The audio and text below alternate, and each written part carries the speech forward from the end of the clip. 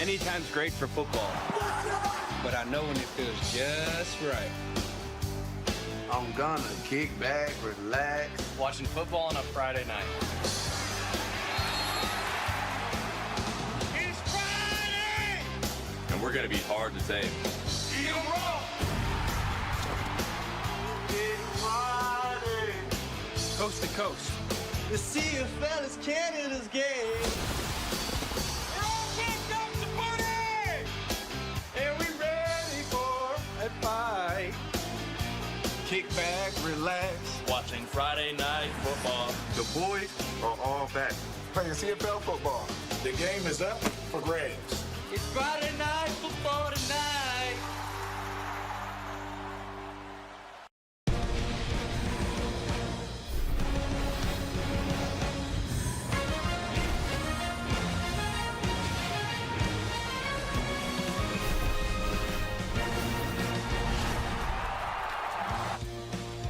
It is the second half of our doubleheader. Dedrick Mills looking to become the 11th player in franchise history to win the rushing title. Most rushing yards in a season by a Stamps player since John Cornish in 2013. I remember that. Meanwhile, how good has this guy been? Okay, let's not. Justin Rankin.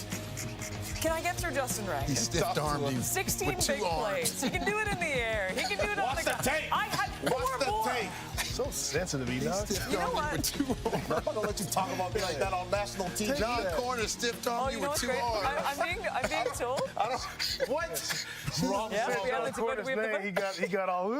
You know what? We were going to talk about the game, but we're teeing up you getting run over by John Cornish. He got This is gonna stiff-armed be with two great. arms. Two arms. Exist, Kate. No, it certainly does. Okay, you know what? They didn't let me talk about this, but we've got the Battle of Alberta here. And for the Calgary Stampeders, they need a victory. Look, there are so many scenarios in the West right now that they just need to take care of business. And Mill, like we said about the Hamilton Tiger Cats before their game tonight, look, they got to come out strong. They got to come out hot because they need this W, and that's what they can control. Yes, they need a W, as you mentioned, just like the Tiger Cats did.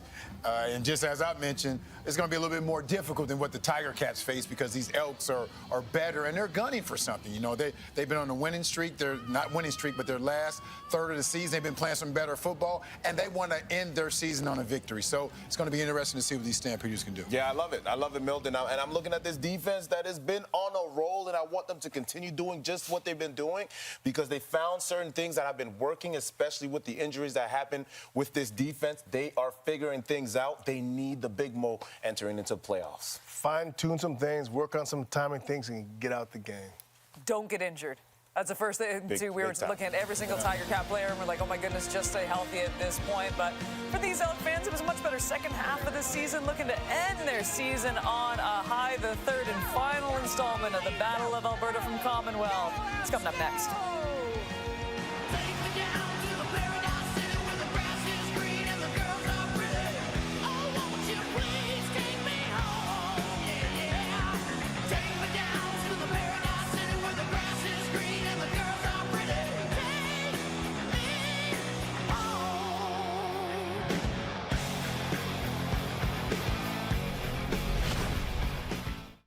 Thanks to Save on Foods' $1 million touchdown to win. If a kickoff is returned for a touchdown, you could win groceries for a year. If 2 kickoffs are returned for a touchdown in this game, you could also win $1 million. Good luck, Sean. Let's get you to Edmonton. It's Dustin Nielsen and Glenn Suter.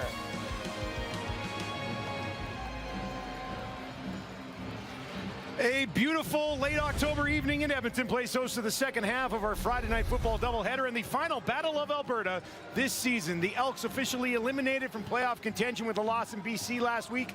A lot on the line for Calgary tonight and their star running back, Dedrick Mills.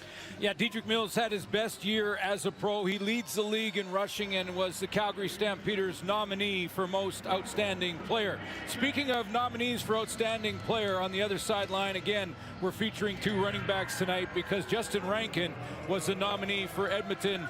He's second in the CFL in yards from scrimmage. Mark Killam, his club eliminated last week, but they have won 4 in a row at home here at Commonwealth. Will look to end the year in a 5-game home winning streak, which was unheard of over the last few years.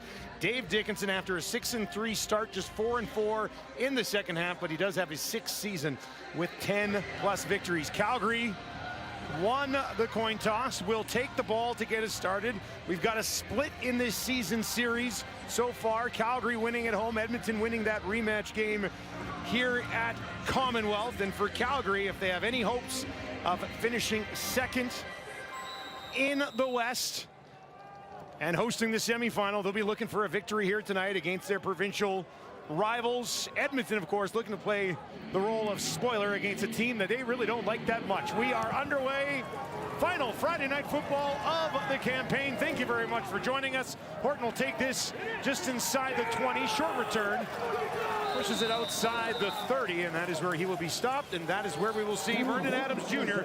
for the first time this evening. Yeah, it looks like Vernon Adams has got his game back. When you look at that Toronto game, pretty good efficiency. In fact, best you can get in the efficiency rating department, which takes care of a whole bunch of different stats.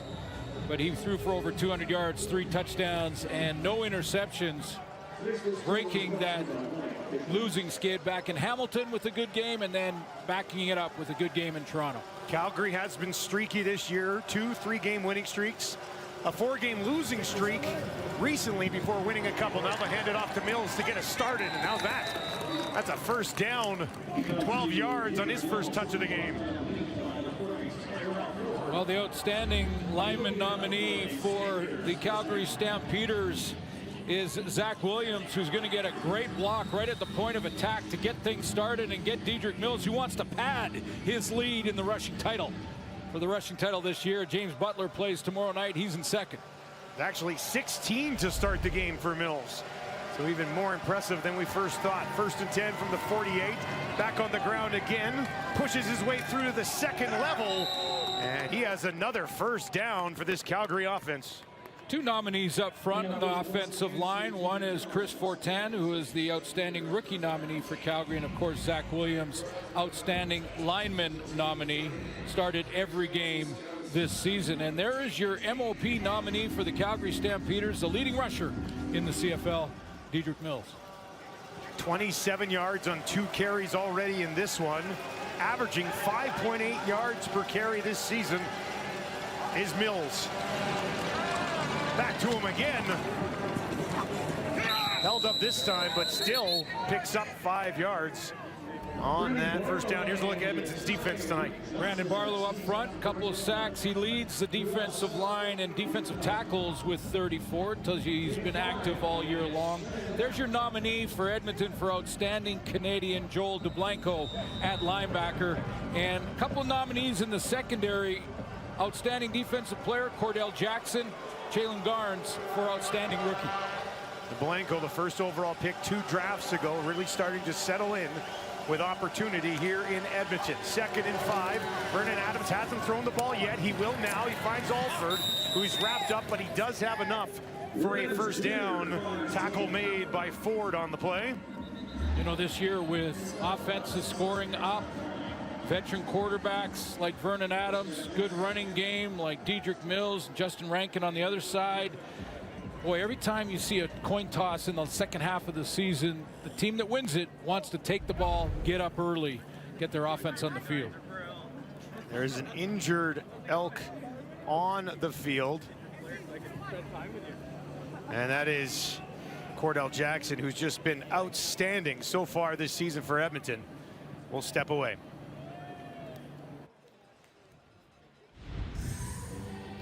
Dedrick Mills, 32 yards already here tonight, picking up where he left off last week, Suits. Yeah, another 100-yard game. That's 4 on the season for him. 1 was against the Edmonton Elks. The last time the Calgary Stampeder won the rushing title was back in 22, and Kadeem Carey did it.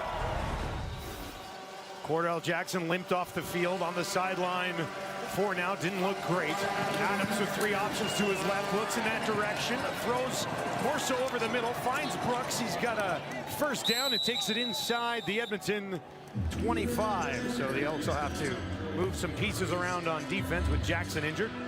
Well, the big game for Eric Brooks was the Labor Day game. And if you're going to have a big one, that's a good one to get started for Calgary. Big return in that game, got the offense going, has been close to 100 yards a couple of times since then. become a real weapon for Vernon Adams. There's Jarrell Cummings, who's come in to play safety. They move Jalen Garnes over into Cordell Jackson's spot. Now they'll hand it off. And Mills is wrapped up on the play by Tyreek Johnson.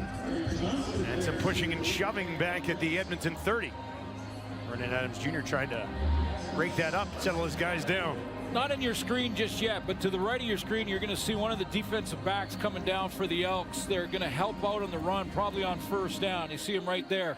As soon as that starts happening and Edmonton has to bring more to the box to try to control Dedrick Mills, that's when Vernon Adams can get the one-on-one matchup he wants. Calgary just outside that Edmonton red zone. 2nd and 9. Vernon Adams will have 3 out to that wide side left. Edmonton's going to show a little bit of heat. Adams sits in the pocket, gets it away, finds Tevin Jones down to the 5, looking towards the end zone, and he's stopped just short. Tackle made by Garnes, but a 20-yard pickup for the former Edmonton Elk. First of all, nice protection up front for Vernon Adams. He's got a chance to look through his progressions, go to Tevin Jones and really throw him open. It looked like he had a guy in the zone covered right in front of him. Right there was DeBlanco, but he just threw him inside and threw him open, so Jones had to make that adjustment. 8th play of the drive. Quincy Vaughn into the game. Short yardage quarterback looking to find some space towards the end zone. Did he get there? Yes. Touchdown, Calgary. Quincy Vaughn's 6th rushing touchdown of the campaign.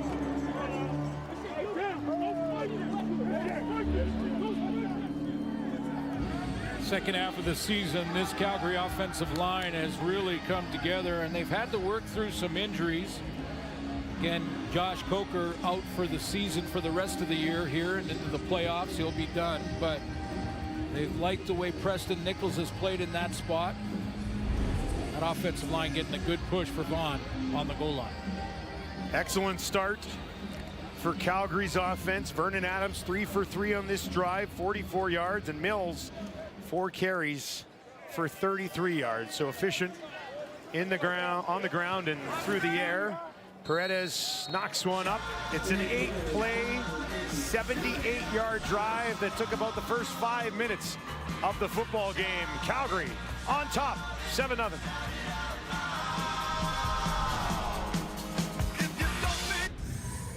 Win the coin toss, take the ball, get your offense out there and try to get the lead, and that's exactly what Calgary does in drive number 1. It was an 8-play drive, 78 yards, about 5 minutes.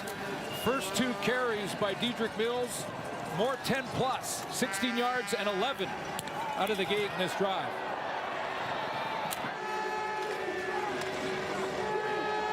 Finished by Quincy Vaughn.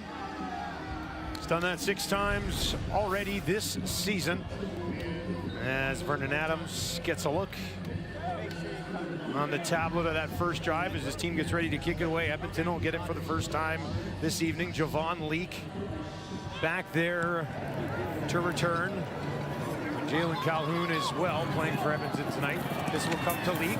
Leake trying to find a little bit of space, pushes it out beyond the 35 before he is taken down. And let's give you a look at Cody Fajardo. Well, in his career, he's 500, 5-5-1 versus Calgary, but that includes time with Saskatchewan, time in Montreal. This year, 500 as well, 6-6 on the season. And with the playoff hopes on the line against the BC Lions, just kind of ran out of gas last week. Hung tight in the first half. Yep. 3 interceptions in the second half for Cody in that one. They'll start here on their own 36. Fajardo looks to the right. That's where he throws. He's got a man wide open. Decent enough pickup on first down. That's O.J. Hilaire. Let's take a look at the Edmonton offense. Well, it's the all-star and outstanding player time of year, so let's go through the list. Outstanding lineman nominee, David Beard, who's played guard and center and guard throughout the season. There's your MOP nominee for the Edmonton Elks, and a brand new contract after the big year for Justin Rankin. in that receiving core. Signed a 2-year extension through the year 2027 a couple of weeks ago. And a big piece for Edmonton to build around. He'll give it to Rankin. Calgary gets him, but there is a flag thrown on the near side of the field.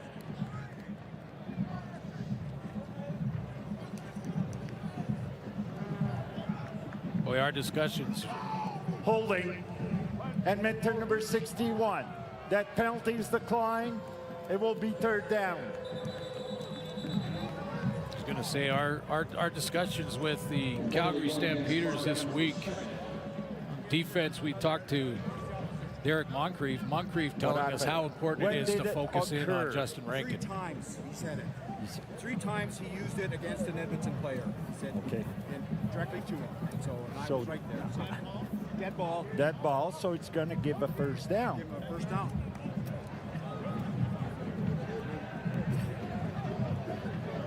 And we believe we've got another announcement coming here from Andre Prue, our referee.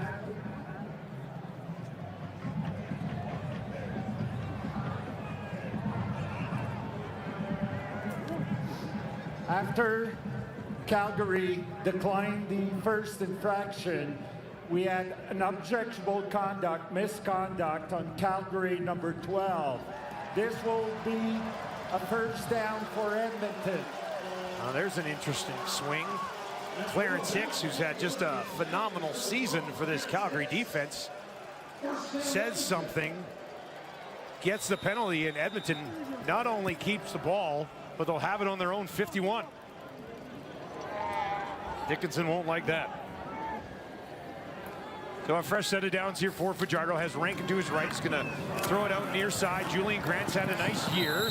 He'll be tackled out of bounds by Roberts, who's been busy on that Calgary defense. 8 yards for Julian Grant.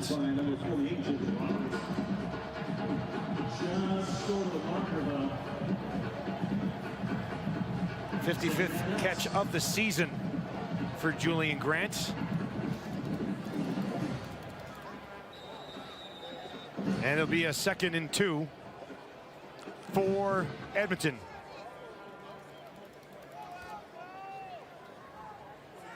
I'd like to welcome everybody from TSN1 who saw Ticats win a little bit earlier. Edmonton trailing Calgary right now 7-0. Good second effort here, and we'll see where they spot this ball. So Hamilton, congratulations, lock up first place in the Eastern Division. They will now host the Eastern Final in the playoffs. Montreal will host the semifinal, and we don't know who's going to cross over just yet. This game will have something to do with that, as will the rest of the games between Winnipeg, that Winnipeg play, Calgary, and BC. Winnipeg gets Montreal tomorrow. Montreal now locked in, as you mentioned, to second in the East. They will host the crossover. That will be determined tomorrow. BC in Regina to take on the Riders. Suits and I will be there for that one as well. It was a first down on a good extra push from Rankin. So they'll work from the Calgary 49. Fajardo gets rid of it quickly. A little bit of a high ball, but it's held onto on the far side by Victor, who's a big target at 6'4". Here's the Calgary D.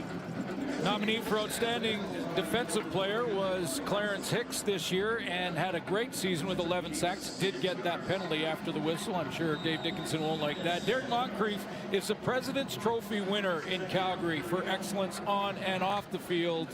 You look in that secondary. How about Adrian Green's year? Tied for first place in interceptions in the CFL.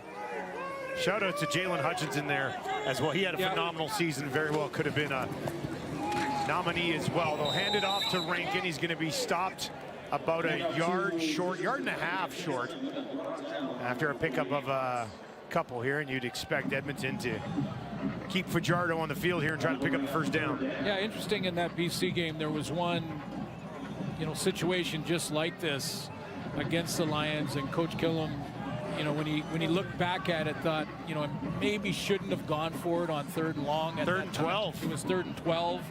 Said, but if the process is there, then the decision is right. And, desperate times call for desperate measures at times for the Elks. 3rd and 1 from the gun. Fajardo turns, drops it off. Rankin in trouble, driven back, and that'll do it. Markel right through that. Turnover on downs.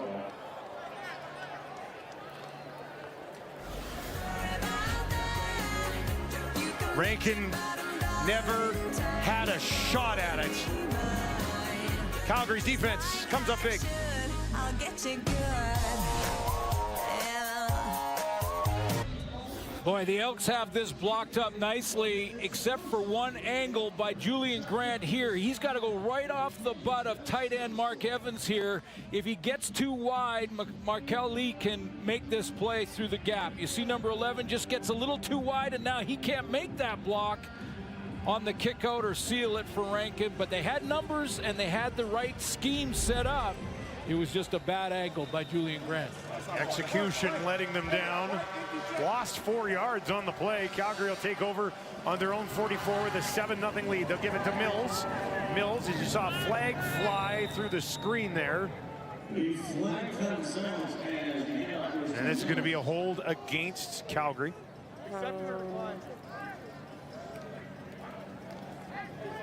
Holding. Calgary, number 15. 10-yard penalty. Still first down. That's the receiver, Rhymes. Guilty party on this one. Well, that'll back him up. You know, and by the way, like I want to go back to that idea that Mark Killam has to go for it on third downs all the time in this game. He wants to beat his rival.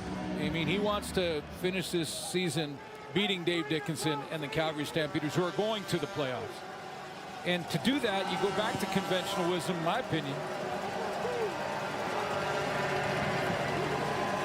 VA, time, down the field, broken up. J.J. Ross makes the play over the top of Clark Barnes. There's a guy who's come on in the back half of the season. Took a while to sink in and figure out the angles, figure out exactly, you know, what the different drops are for the Canadian football width of the field. And once he got the hang of that, he got his 3 interceptions. Great timing on the breakup here on Clark Barnes. High points it, knocks it out of there. And a nice addition to this team out of Western Illinois. There is an injured Calgary Stampeder on the far side of the field. And we will step away. Calgary facing a 2nd and long.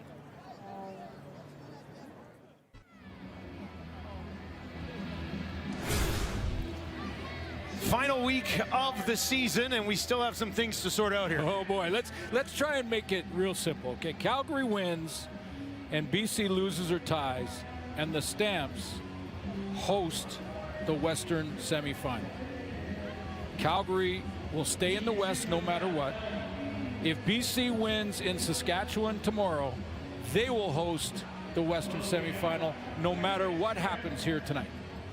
How's that? Did you have that written down? I did. You were reading that. I was just saying, come on, that's not off the dome. You had to have that written down. So yeah, basically, Calgary can only finish 2nd or 3rd. Winnipeg can only finish 3rd or 4th. BC can finish 2nd or 4th still, if it is a 3-way tie. But let's just get through this game. We'll reset it tomorrow. Both games for you, of course, on TSN. Vernon Adams, one thing on his mind right now, winning this football game. He's got a 7-0 lead, but he's got a 2nd and 20 right now after that hold a couple of plays ago and multiple flags here. Everybody starts pointing. Illegal procedure. Calgary, number 67. 5-yard penalty. It remains 2nd down. A great year for Zach Williams, but not on that play. Yeah, one of the few guys up front, Christy Nakanu as well, but one of the few guys up front that played every game in the same position. But both teams kind of got to hit the alarm clock here and get dialed in. 2nd, 25. Get it in the hands of Mills. Usually a good idea. They'll push it up that far sideline.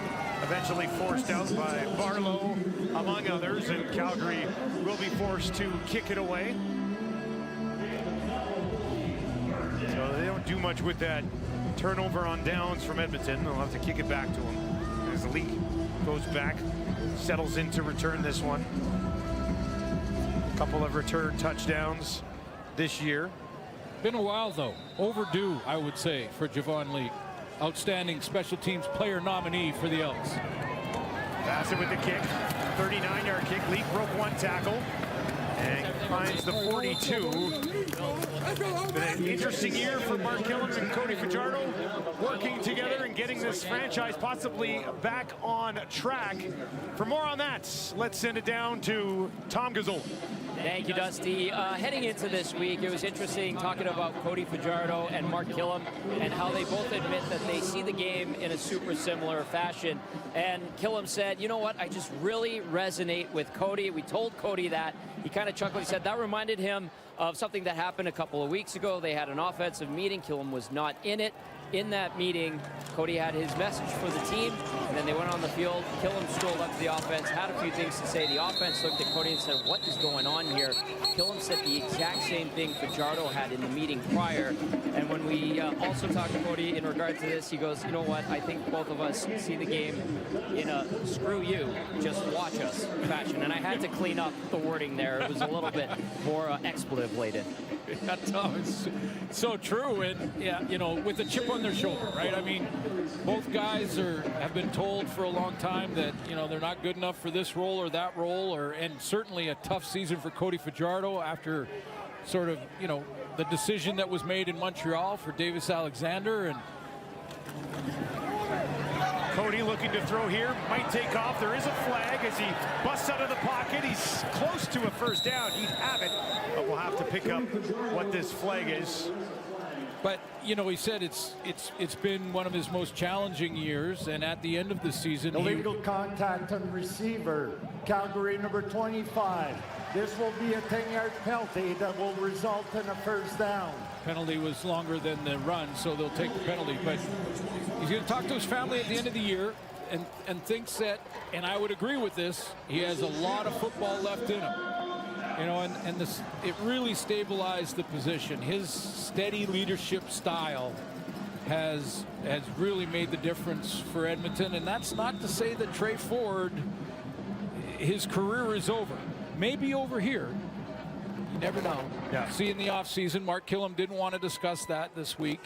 Said we're preparing for our final game and want to win it. But I think Cody will be back. I hope so. Here's Fajardo, fakes the toss to Rankin. Now he gives it to him, bobbles but caught. Rankin makes another move, takes it down to the 30, and he's got a first down for the home team here tonight. You're a defensive coordinator and you're playing against Justin Rankin. You have to cover him if he leaves the backfield. You have to cover him. You know, most of the time, especially if you're playing zone, you let the quarterback throw the check down to his back, and then everybody rallies to the tackle. But if you do that with Justin Rankin, he'll put moves on you in the open field just like that.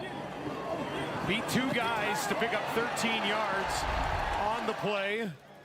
Edmonton inside the Calgary 30. Now they'll hand it off to Rankin. In trouble again, though, and they've got him for another loss. That is the third time in this game he's been tackled behind the line of scrimmage. Look at what Calgary is committing to stopping Rankin.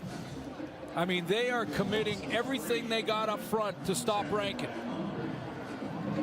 DB's coming. That's Moncrief, number 11 in the tackle for loss category. That leads the CFL. And a monster backfield Moncrief has all year. It's empty this time for Fajardo. Throwing it quickly. Will have a completion, but that will bring up third down and a field goal attempt. Yeah, take the field goal. Conventional wisdom again. That's what I mean about the decisions for Mark Killam. If you want to win the game, there's a reason why the field position battle is so important in football. Because you get a 2-and-out after a punt. You get a short field. And I don't think he breaks from conventional wisdom if he wants to win this game tonight. First CFL catch for Jalen Calhoun, playing tonight for Edmonton under the University of Duke. Blanchard has it blocked, and it's going to be grabbed by Calgary. Ball pops out.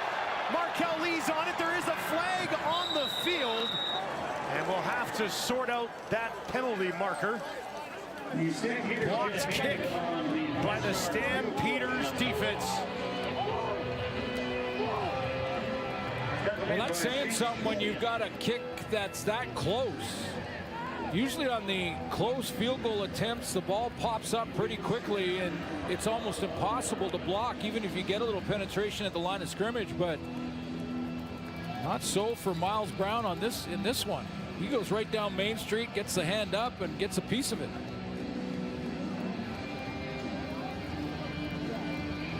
Let's see what the flag is. The longer field goal attempts are usually those lower. You're gonna drive it a bit, right? Yeah, you have to put a little bit more behind it and drive it. But he's going to come right down the A gap here between center and guard. Excuse me, it's B, between guard and tackle, and gets the right hand on it. He just bullied his way through there. Yeah.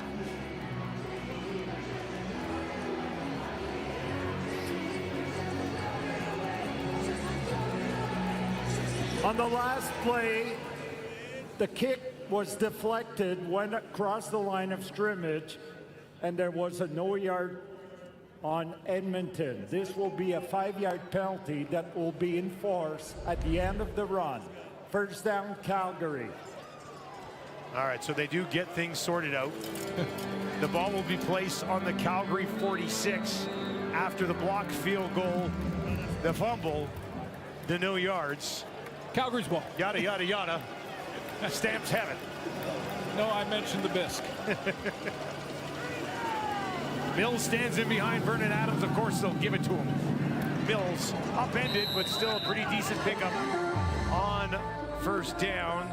That's his 5th carry of the ball game. This one goes for close to 6 yards. Yeah, just keep feeding it to him. It's that time of year, though, although tonight, the temperature in the night has been absolutely beautiful. For this late into October, I mean, tremendous weather. It was a high of 17 degrees in Edmonton today, and at kickoff we were at 15, and you're wearing layers. I know. I can't believe it. I just anticipated what it should be in October here. I don't think I've ever heard late October here. Somebody said, can you turn the heater off in the booth? Here's Adams, deep shot down the field, one-on-one, flag on the play, trying to find Brooks. That's J.J. Ross trying to make a case for the pass interference penalty against him. Usually not going to win that.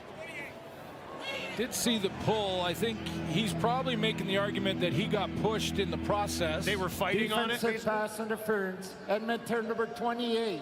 The ball will be placed where the infraction occurred. First down. Let's give you one more look at this as we get set to step away. Might have pulled him back a little bit before he batted that ball down.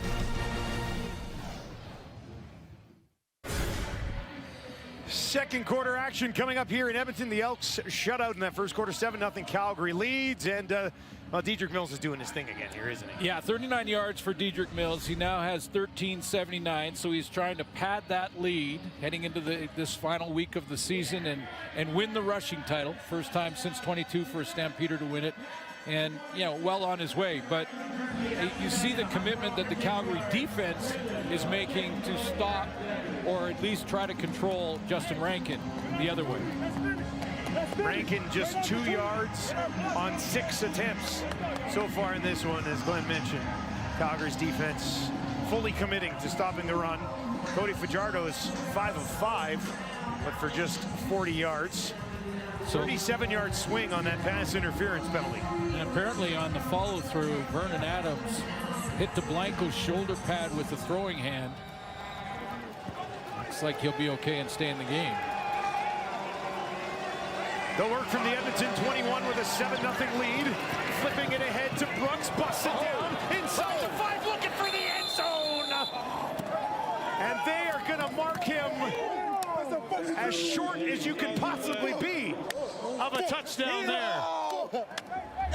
Tom Rhymes picks up a nice block just past the line of scrimmage. The execution and timing on the play excellent to get Eric Brooks on the outside. How about that spin move in the open field to get right down to the goal line, and they'll rule him down at the 1. That'll go down as a completed pass for VA. Spin cycle there, didn't he? But a nice, that's one of the easiest ones he'll ever complete. Just throw it kind of up about a foot above your hands. Quincy Vaughn again trying to push ahead. And this time he will be stopped just short, so they'll likely reload and go at it again with Vaughn, who's already got a touchdown in this game. These are the type of plays that bring out the rivalry in these two teams. Look at that stop right on the line. Edmonton discipline. You see everyone get down and underneath the pad level of the Calgary offensive line. A little bit of a face mask that wasn't noticed, but they'll go for it again on second down. Calgary looking for a comfortable lead here early in the second quarter. And this time they'll line up Vaughn as a tight end, VA with Mills to his right. Is that where he's going to put it? Adams has it, tripped up, taken down, and they lose 4 yards on the play. Kenneth Logan Jr. tripping up the QB. When Mark Killam had to move Cordell Jackson to the secondary, he inserted Kenneth Logan at that cover linebacker spot, and he comes around the corner and just gets home quickly, is not fooled by the play action. So he takes the right angle so that if he had to, he could redirect to Dedrick Mills. But when the ball's not handed off, he can get back upfield and get to Vernon Adams, and that's a big one. Saved 4 points, possibly. 12-yard chip shot for Paredes. And he hasn't had a year up to his standards, but he's not going to miss that one. The veteran hammers it through. Calgary on top by 10.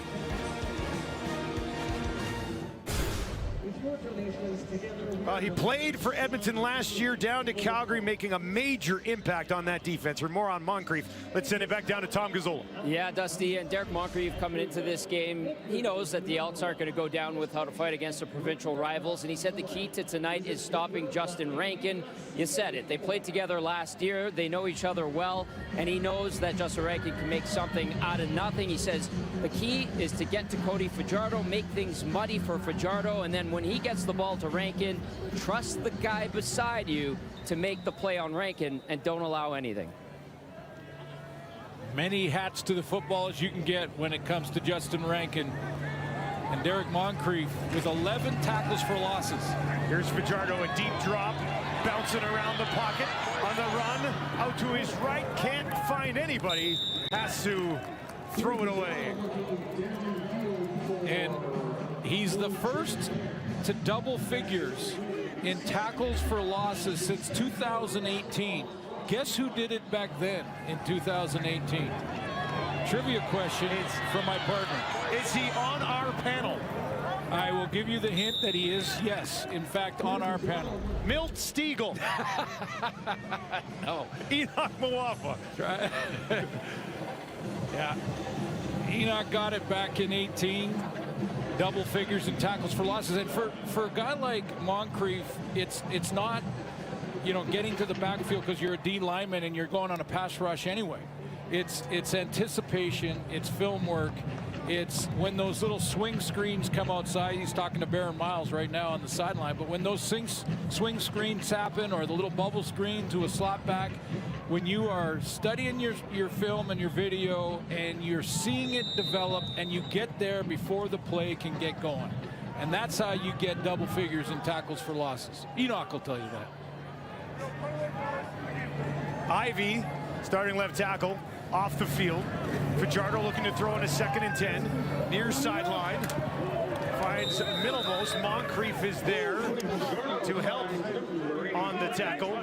But that'll bring up 3rd down, and they'll have to punt it away here. So it's all about recognition. So you jam your guy, take away that curl. As soon as the ball is not thrown to that curl, it's thrown underneath, then react up to the football, make a clean tackle. And Moncrief's been doing it all season long for Calgary. And I want to thank him for making that tackle right after we featured. 11 tackles for a loss, 6 knockdowns, 2 interceptions, over 60 tackles. Big touchdown as well. Huge kick, high kick. That'll bounce. And that bounces out at the 1. You don't say very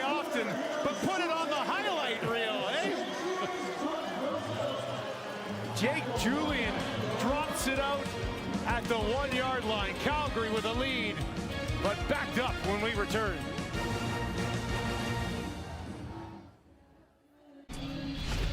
Welcome back to Edmonton. I believe the number is 158.3. That's the perfect quarterback rating, right? Yeah, quarterback efficiency rating, and there's all the stats for a quarterback that are combined in finding that rating. It's a complicated mathematical formula, and VA against Toronto was as good as you can get in the quarterback efficiency rating. Did not throw an interception, 3 touchdown passes, over 200 yards passing. He averaged 15.2 yards per attempt in that game last week. They'll hand it off here to Mills. Mills gives them a little breathing room. Mogensen first on him. And they'll give him 4 yards up to the Calgary 5. So second time in his career that he's over 4,000 yards passing. Early in this game, he passed that mark. And this is an opportunity for Vernon Adams to erase all the caveats that happen, or all the buts that happen when it comes to discussions about Vernon Adams. Vernon Adams is great, but he has this game. Or Vernon Adams, my caveat is that, well, he struggles sometimes. He's high and low and all that. He goes deep into the playoffs, into the Grey Cup. All that goes away.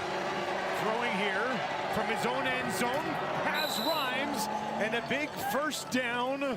They'll take it out beyond the 25. And this is what he's capable of. And what he did in Toronto is what he's capable of. First half of the season, this was VA just dropping back with confidence, stepping into a throw and fitting it into a tight window on a bender route. I mean, this is one of his top receivers in Dom Rhymes, just around the linebackers, in front of the DBs, and the ball right where it had to be.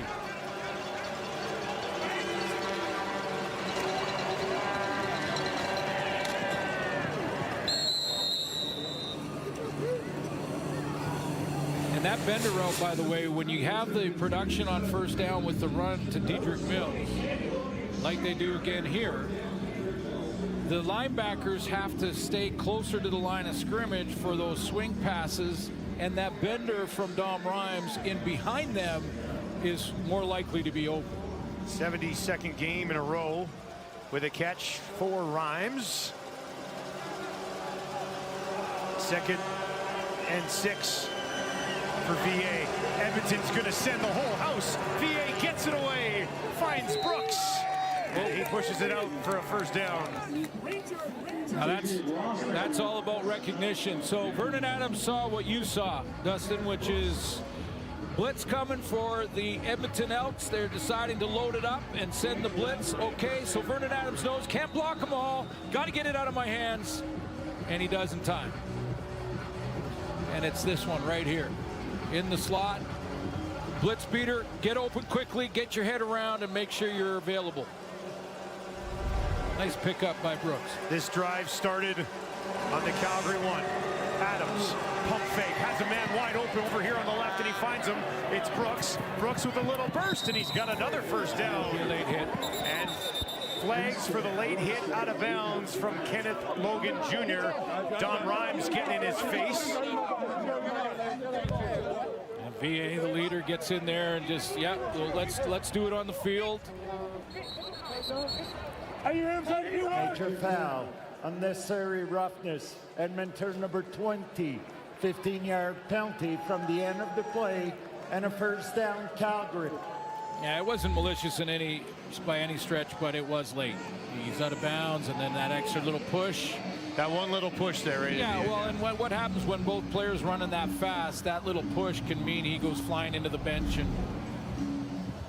it's a correct call to be made on the field and throw the flag for that. And this drive started at Calgary's own 1-yard line. This is just the 6th play of the drive, and they work from the Edmonton 37 after that penalty. Adams to his right, avoids some traffic, down the field. Mills had fallen, never really could get an opportunity to make a play on it, and that'll bring up 2nd and 10. Well, Vernon Adams negotiates the pocket here, but he has to throw with a weird arm angle, and because of it, it's just the accuracy isn't there. At the other end, he's got a tailback running a go route, and he tries to redirect, and he can't get, gets all twisted up there, and Dietrich Mills.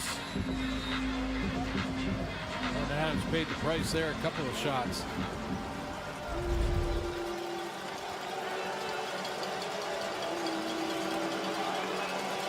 He will have 3 receivers out to his left. Looks over the middle. Throws deep down the field. Looking for Alford. Broken up.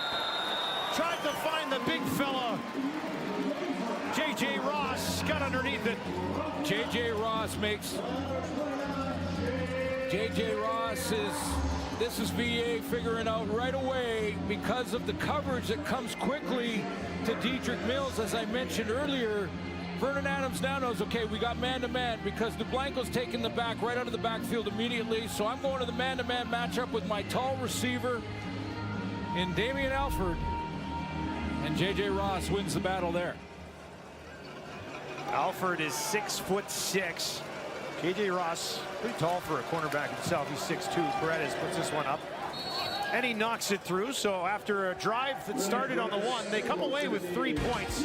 And they come away with a 13-point lead on just a beautiful Friday night in Edmonton. Dave, are you into scary movie suits? Yeah, not really. Yeah, me neither. they're too scary. Yeah, not really. I got no time for it. How about Halloween, though? You like Halloween? That guy's creeping me out. Yeah, I have kids, so kids love Halloween. Of course. I also used to love Halloween a lot when I was younger, and again, I enjoyed the candy as a kid. I enjoy the candy as an adult. Here's Fajardo to his right now. He's going to go down the field, and he finds a man. O.J. Hilaire hauls in another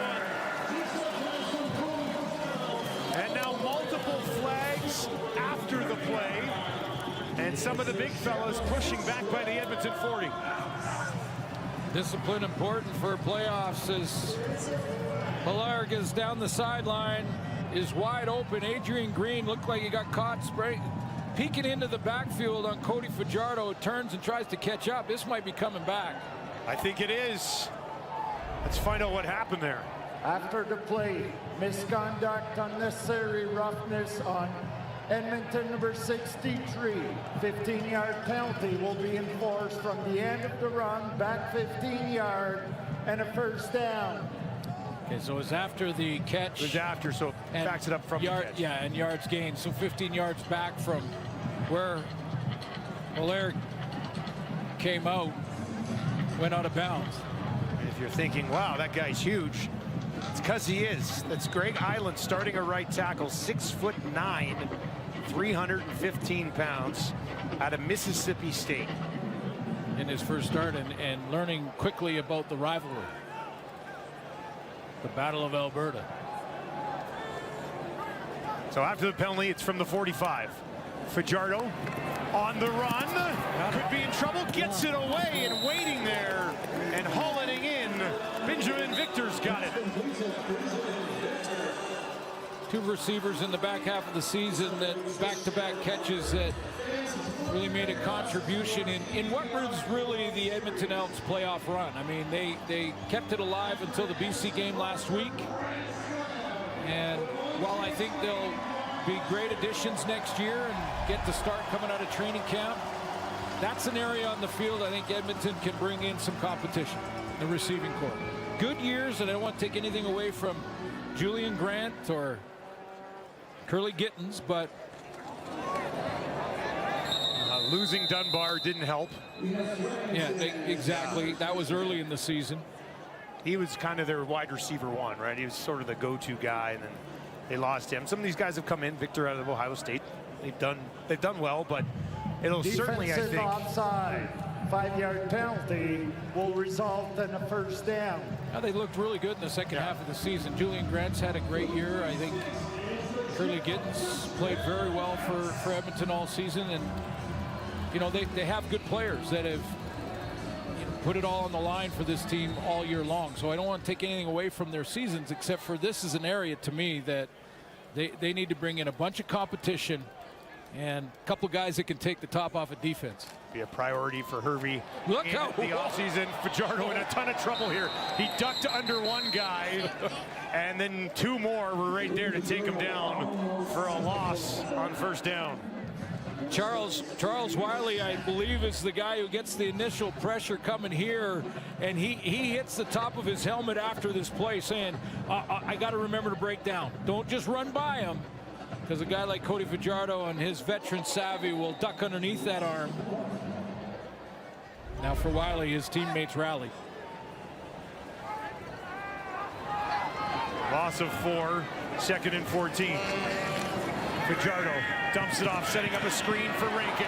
Rankin looking for some space, and he finds it. Down to the 10, makes the move. Oh, touchdown, Rankin! What a move on the way to the house! And he does it again! 35 yards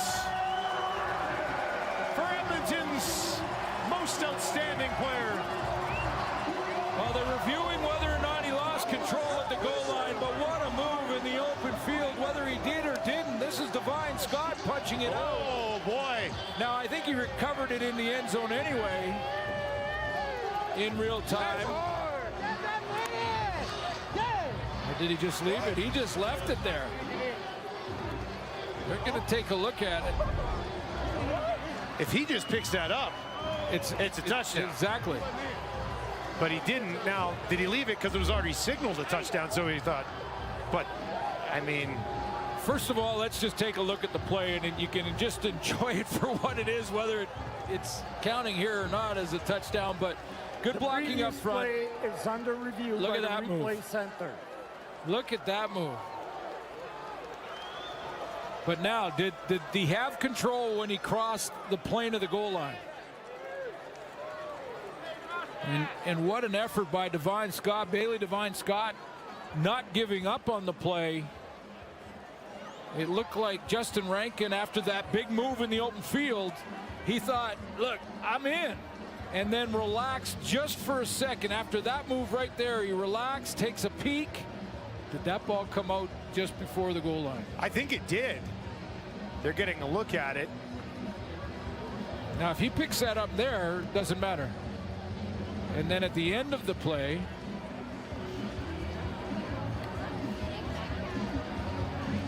so that's bouncing around now. He doesn't pick it up. No Edmonton Elk picks it up, and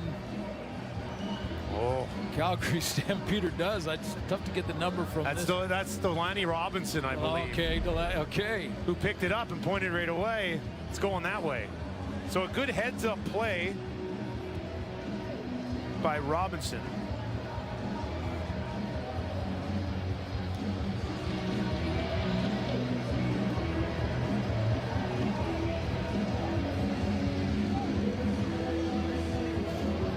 With the way that this has looked, I think this touchdown is going to come off the board here. Well, it's just a matter of whether it wasn't a touchdown at all, yeah.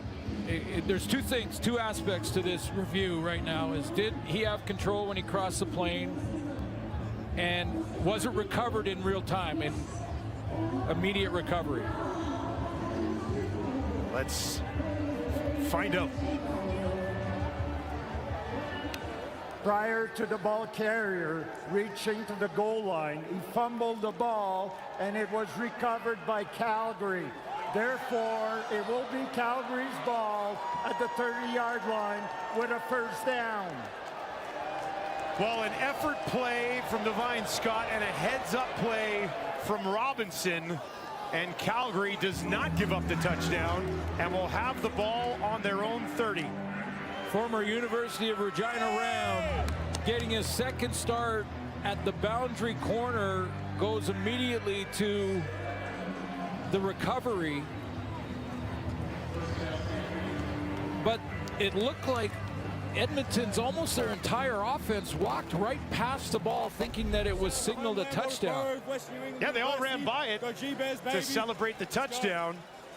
Calgary picks up the ball, and now they've got it. What a turn of events here. They'll hand it off to Mills, who's been quiet since a really good start to the game. 6 yards on that one for Mills. Rankin was right on top of that ball. All he had to do was pick it up, and it would have been a touchdown. Yeah, you know, and he obviously thought that it was signaled and the play was over, which is why he didn't immediately recover it. It, you know, bounced at his feet twice.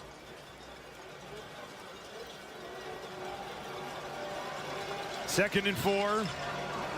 Edmonton trying to defend against this run. Mills turns his back, pushes it ahead. He spotted, I think, just short of a first down, about a yard. Just a little bit of what Edmonton has gone through this season in a nutshell. You know, some great performances. That was an unbelievable screen pass run from Justin Rankin. But then just drop the focus for a split second. Pushing it ahead, and that will be a first down for Calgary with just over 3 minutes remaining here in the first half. But here's the lesson in that play. The lesson, if you're a young football player watching this game, don't ever quit, no matter what. Rankin was crossing the goal line. He was about to take a step to cross the goal line, and Devine Scott punched it out. Great effort.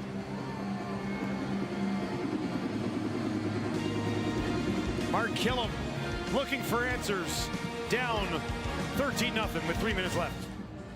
Grand slam of all halftimes coming up. I like that. Why? I mean, it's been a great game. Yes. We get to break that down, and then we get to break down the earlier game, and then Winnipeg, some interesting decisions for their game against the Alouettes tomorrow. You okay, Ches? Good. Looking at it. Looking for it.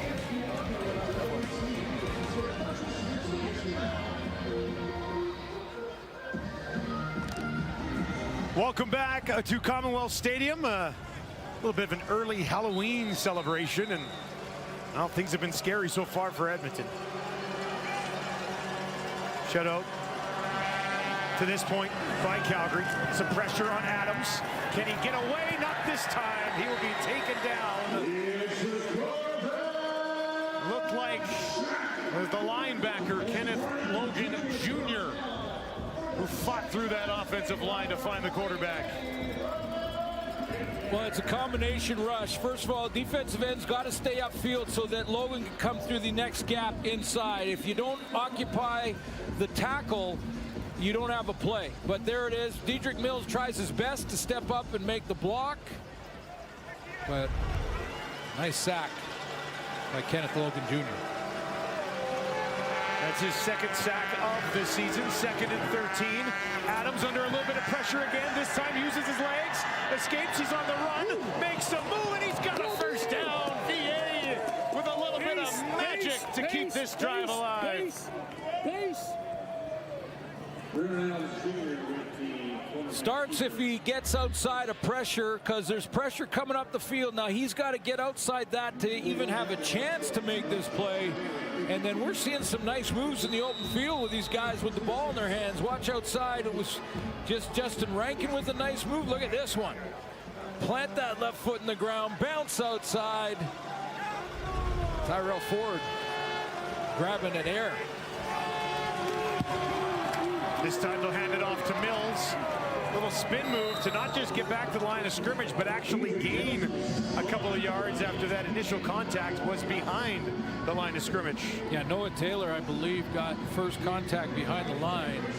He's had a good season, too, in the second half, getting a chance to start. I think Taylor slowed Mills down, and that's really what you want to do against a great back, and we've got a lot of them, but Taylor slowed him down, allowed his teammates to get there and limit the game. Hard to stop these guys completely, but trying to contain them, keep them under 75 yards, you got a chance. Try to get the other team in 2nd and long. Yeah. 2nd and 8 here for Adams. Edmonton will send 5. VA looks to his right, down the field. Laid it in there, and they're going to say it was Rhymes on the far side. Their officials are looking for a little bit of help. The replay center on this one. Real nice 13-yard pickup. Sorry, Dustin. Real nice protection up front, though. And Chris Fortin, the center, who is a nominee for Outstanding Rookie, and I think is a front runner to win the award, certainly out of the West, is got that picked up nicely up front. Great footwork by Rhymes. Back on the ground to Mills, and he takes it down inside the 35 for an 8-yard pickup. Let's give you another look at Rhymes. He got that 1 foot just inside. You only need one. And timing of the throws excellent. Yeah, both down anyway. The left and the right toe. Used to do that at the curb, right? Playing catch out in front of the front yard, right at the curb. 1 toe in.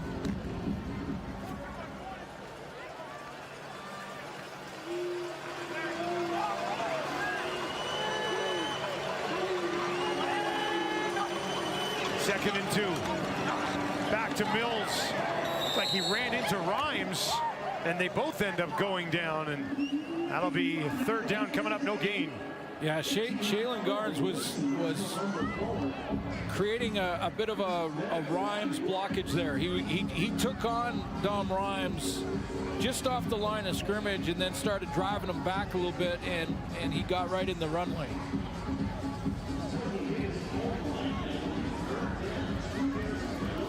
Rhymes made an excellent block on that Eric Brooks run down at the goal line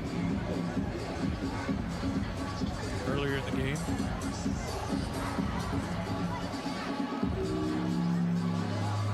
Paredes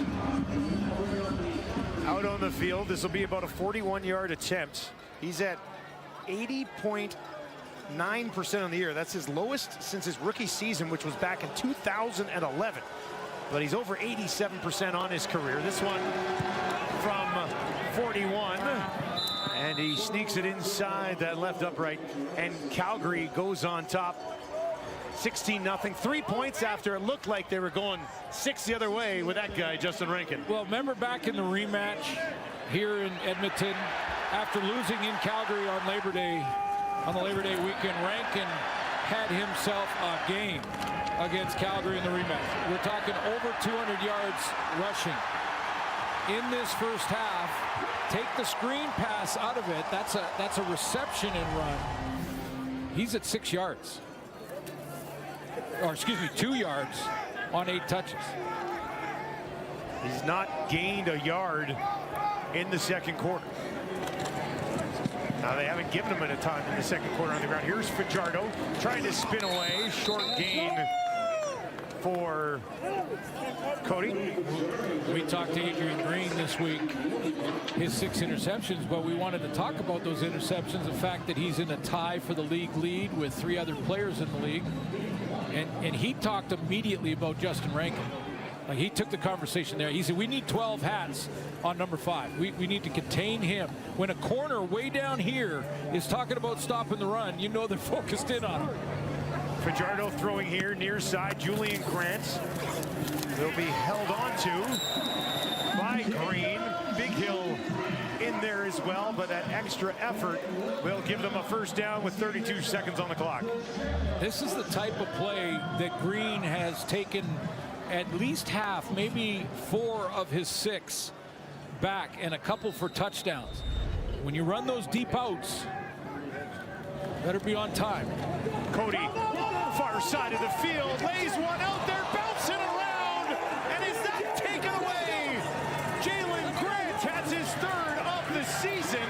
He's going to run it back to about midfield. And another turnover for the Double E. Jalen Grant is working with Adrian Green. Now, Green has this area, this flat area, so this is not his responsibility, but Jalen Grant's going to recover, fight for the football, tip it up, and then keep it alive on the way down. He got caught a little shallow, but recovered quickly, got to the high point, and then kept it alive. Interception, I think you're saying he was the touched. Calgary player was down with contact. Timer, please reset the game clock to read 23 seconds. That takes away the return, but not the interception. Interception is still good. His third of the season at Oregon State. That's crazy, bro. There's a guy who's not happy at this moment. 2 yards from his tailback, and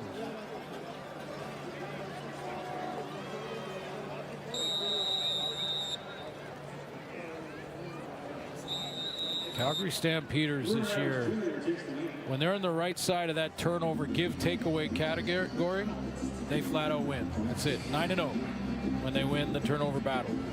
And they're up in this first half at +3 and have the 16-0 lead. And Edmonton, who has one of the better turnover ratios in the league, struggling in the second half last week with 3 interceptions and 3 more turnovers in the first half this week. Vernon Adams and his Calgary Stampeders with a convincing 16-0 victory on the road. Offense has done a pretty good job. Defense has not given up anything just yet, and once again, a big part of that, Derek Moncrief. 12 hats to the ball, that's what he said. Make it muddy, as Tom mentioned earlier in the half, for Cody Fajardo, and then when he throws it out to Rankin, 12 hats to the ball. And he's standing by with Tom Gazzola. Thanks, guys. Yeah, Derek, with the Elks like that to no points, take away what was a touchdown and get a last-yard play like that, and then the last-second interception. What does that say about the way you guys' defense is performing? Man, we're just coming out focused right now, just trying to execute on all 3 phases. We just got to hold up our end on defense and try to get the shutout and get the win. How about the emotions? Because I know there was some chippiness there. Do you have to keep that in check in this last half of football? Oh, yeah, for sure. You always got to have discipline. You always got to have poise. And it's all about just playing football and just playing hard for 4 quarters. Appreciate the time, Derek. Yes, sir. Thank you. All right, Derek Moncrief and the Stamps up big on the Elks, 16-0 at the half. Let's head to Kate and the panel. Tom, that panel would be Enoch Mwamba, Davis Sanchez, Milt Stiegel, and a very nice start by the Calgary Stampeders. We said it in the Hamilton game. We said it in this game. These teams need to take care of business, and so far, that's exactly what they're doing. And when it comes to the Calgary Stampeders, I think we all noticed at the beginning of this game, they were really containing one Justin Rankin. And that's what you have to do when you're playing Edmonton if you have any shot at victory.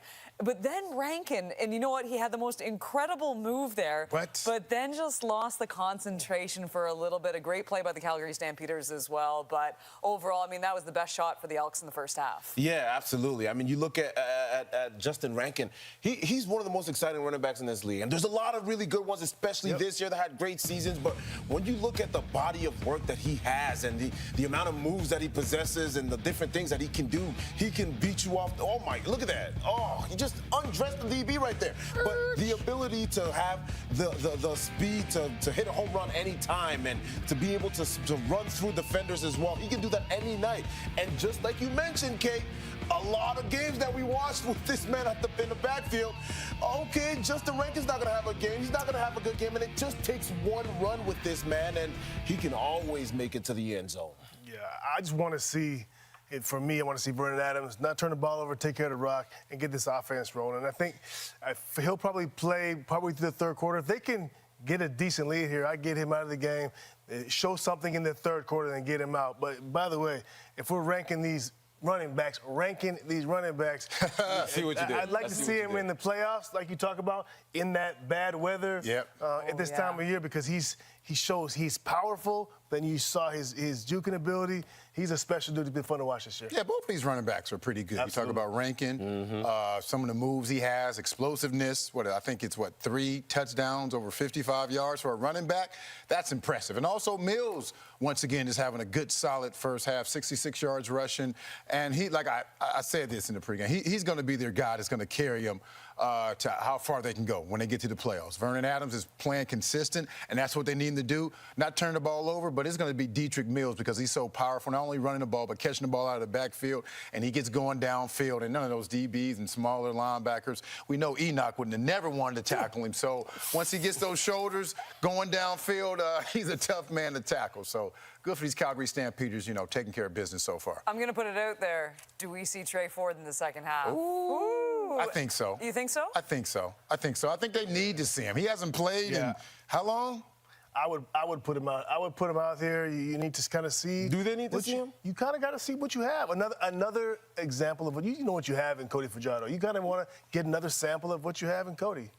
And then what you have in Trey. Yeah. You know, you're not agreeing. I mean, I think they've given him enough games. I think they know what they have. I was about to say, I think they're giving up on him. No, I mean that too, but they gave him enough games. I think they know what they have in Trey Ford. It's going to be interesting to see who they put, Trey Ford or their other quarterback. I mean, they have nothing to lose at this point. No, I mean, they don't. Exactly. So, I mean, I wouldn't be absolutely shocked, but in the meantime, Calgary Stampeders needing to win this one. Pardon me? Evaluate your assets. I agree, and these are my assets, and they're great. We got more coming up after this. I'm gonna get you, it's a matter of fact. I'm gonna get you, don't you worry about that. You can bet your bottom dollar in time you're gonna be mine. Oh, I'm gonna get you real good. You can bet you. Well, if you thought tonight was fun in the CFL, we have great news for you. It is another doubleheader tomorrow night. And get this, we're going to do a pregame for you tomorrow at 6:30 Eastern, 3:30 Pacific. It is the BC Lions and the Saskatchewan Roughriders. Look, there's still, I love this. It's the last weekend of the regular season, and there's still so much on the line. The BC Lions are red hot. They've won 5 in a row. But first, at 3 Eastern, noon Pacific, you can watch the Montreal Alouettes take on the Winnipeg Blue Bombers. This one, by the way, I mean, that's super early before any other games on the sporting calendar I haven't heard of that are going on tomorrow as well. So your entire day filled by CFL football. You have to love it. Now, when it comes to the Winnipeg Blue Bombers, really interesting decision when we saw the depth charts here. 8 of their starters not in this game tomorrow. It seems like they have just given up. They're like, okay, we're going to be crossing over. We're going to head to Montreal, and this is what we choose. And we chose rest over winning a game and jockeying for position for the Western semifinal. But overall, just a very interesting decision, Milts. Are you saying my Blue Bombers are giving up? Is that what you're saying? Absolutely not. What are you saying, Milt? What are you saying? You know what? I still believe in them. I don't understand this decision. You know, this team, and I spoke of this, I think last week, this team has been a championship team. They've had that mindset. And this is not a championship mindset. Did you say this team like this year, or? I said in past years. They've been a championship team. I'm sorry, they've been to 5 straight Grey Cups. They've been a championship team. Can we just end these roles and have a conversation? We can do that. Let's talk. Okay, Let's talk. What do you mean that they're a championship team and you don't like the decision? They've had a championship mindset. They don't have a championship mindset. Why? This is not a championship mindset. When you have a championship mindset, it's almost like they're saying, we want to cross over to the East. We don't want to stay into the West. There's no quit. They didn't quit. I don't think they quit. This is the path of least resistance. There's no question. But that's not a championship mindset. Yes, it is. You want to win a championship, and the best decision for them is to be healthy. And if being healthy and crossing over to the East, that's probably a better path for them to play outdoor games for certain. Guarantee outdoor games healthy is the best path for this Winnipeg team to be playing in Winnipeg in a few weeks at the Grey Cup. So that's them saying, I don't want to face Nathan Rourke. I don't want to face VA. I don't want to stay in the West. I want to cross over to the East because I feel I got a better opportunity to make it to the Grey Cup through the East and the West? Is that what you're saying? In culmination with the fact that I'm resting my best players. So now you're resting the guys you want to rest who may need rest, and you're playing the schedule or the path that's the best for you. Absolutely. That's not quit. That's just smart. I wonder if Mike O'Shea called Jason Moss and said, hey, you resting your players? I'm resting mine too. But, yeah, I mean, I don't know. I don't know why you're what would you do? Players. What would you do, Eno? I'm playing my guys. I don't think you've played well enough this season or to prove that this is the team that you're going into. Yes, you might want to say that, hey, look, this is as veteran a team as can be in the CFL. But at the same time, this isn't the 5 years that you talk about going into the Grey Cup. That's not the season that they've had. It hasn't. But if Winnipeg makes the Grey Cup, they're going to be in the visitors' locker room. Brad Foddy, who's been the equipment manager there forever, he's going to have to go to the visitors' locker room. With his shorts. Don't do that to Brad. We got a 16-0 ball game. Back to Edmonton after this. Love you, Brad. As Foddy.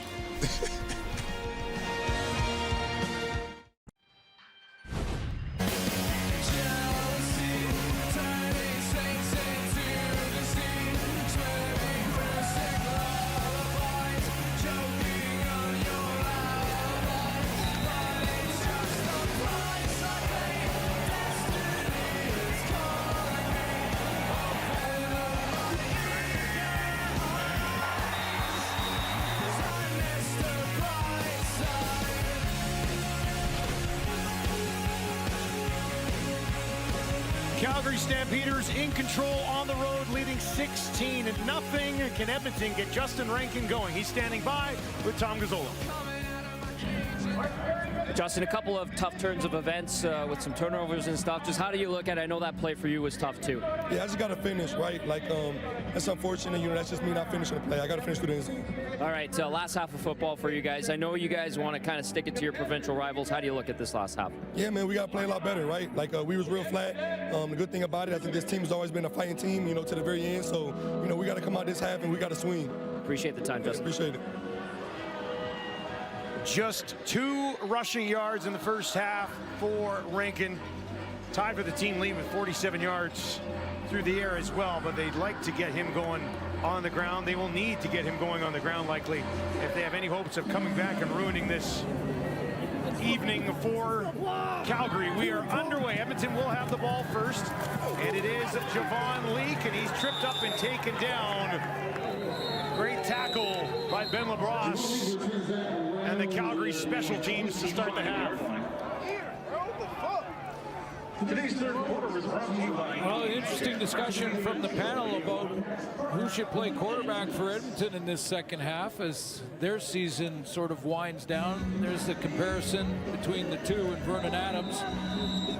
VA will take Calgary as far as they can go without him. Don't like their chances. And will we see Trey Ford for Edmonton in this second half? Well, listed as the third quarterback on the depth chart this week, which Cole Snyder. A lot of discussion in Edmonton the last couple of days seeing that. Edmonton number 61, 5-yard penalty. Still first down. That's Mark Evans. Falls on the play. Not ideal to be down by 16. Make your adjustments at halftime. Understand that you've got to play better, and then get a 5-yard penalty on your very first play in the second half. That's definitely not what was discussed at halftime, I would think. So it'll be a 1st and 15 for Fajardo to get his starter here. Calgary sends 5. Cody deep drop, now goes over the middle, has a man wide open. First down, and that is Calhoun, his second CFL catch. This one goes for the first down. Yeah, Jalen Calhoun, who gets a chance to play in this game. He signed as a free agent at the end of the calendar year last year into December with Edmonton. So he's been here on the PR, guy that growing up in North Carolina at high school played quarterback. 17 receiving touchdowns during his career at Duke. I see high potential in guys like, whether it's a DB or a receiver who played quarterback growing up, quarterback in high school, because they really have a great perspective on what the quarterback needs to see. And, how he's working, leveraging a player, and gives you a jump as a receiver. Moved to the receiver spot at Duke. But gets a chance to show the coaching staff a little something here in the final game of the regular season. Playing in the spot of Curly Gittens Jr. Fajardo spins away, now looks down the field, near side. Julian Grant's got it at the 50, and that'll be a first down for Edmonton. 19-yard strike from Fajardo to one of his favorite targets this season. Yeah, this blind turn by Cody Fajardo, this is in his tool belt. This is like, if he was Batman, this would be one of his tools in the tool belt. Just that little spin move out. He had big time pressure coming right down the middle, and he does that little spin to give himself some time, and Julian Grant said, "I'm here, man, you need me."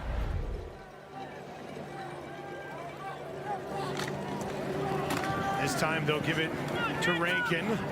Found some positive yardage finally. They've got him in the backfield multiple times in the first half. Well, listen, the way that Edmonton can, use Rankin, even though he might not be running like he has all season, use him in the play action game, use him in the screen game. We saw the big run in the screen game. Get him out into space. There's a lot of different ways you can get the ball in his hands without just handing it off between the tackles.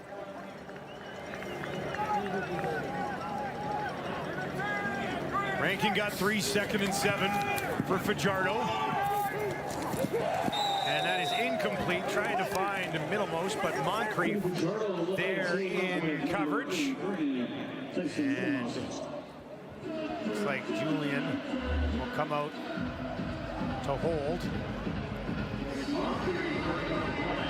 A little hitch, and look at the quick close by Moncrief. I mean, he closes so quickly. No chance there, and you know he goes off the throwing motion of Cody Fajardo. 51-yard attempt for Blanchard. His season long is 52. That one is up, and it's got enough juice. Edmonton finds points early here in the second half, but they still trail 16-3.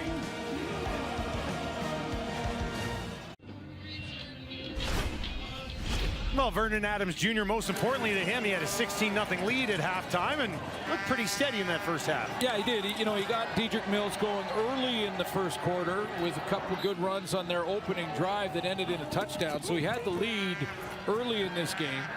But some real nice throws. This was a great run and a nice move in the open field, but some real good throws on the bender routes. Remember one to Dom Rhymes in that first half for a first down. They started one drive from their own one and got it all the way down the other side of the field. Calgary looking for their third three-game winning streak of the season. They'll give it to Mills, breaks a couple of tackles, takes it down inside the 50. There is a flag back at the Calgary 45, and Vernon Adams Jr. is already taking a couple of steps back.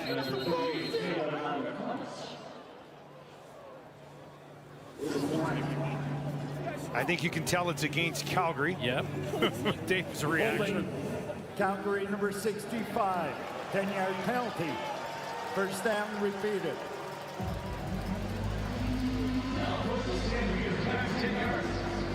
So a big one from Mills. Wiped off the board. It was a 25-yard gain that's going to come back the other way. Nakanu, the guilty party. Yeah, Chrissy Nakanu, and it was holding on Mogeson.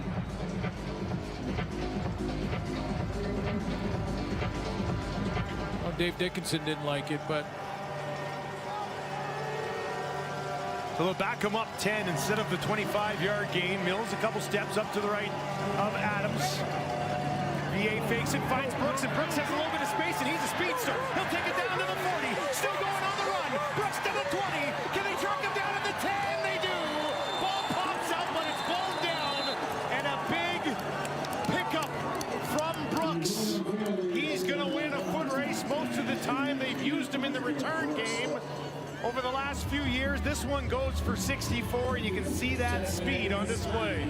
This is the ride and decide play from Vernon Adams, and the second time in this game that he's thrown a receiver open. First one was Tevin Jones in that first half. That's to Brooks, throwing it to the spot away from the defender, so Brooks has a chance to turn inside and open it up with his great speed. It was Ford, I believe, who eventually got over there to save the touchdown. Brooks is at 136 yards on 5 catches. Now they'll go to Mills, puts his shoulder down, takes it to the 5-yard line.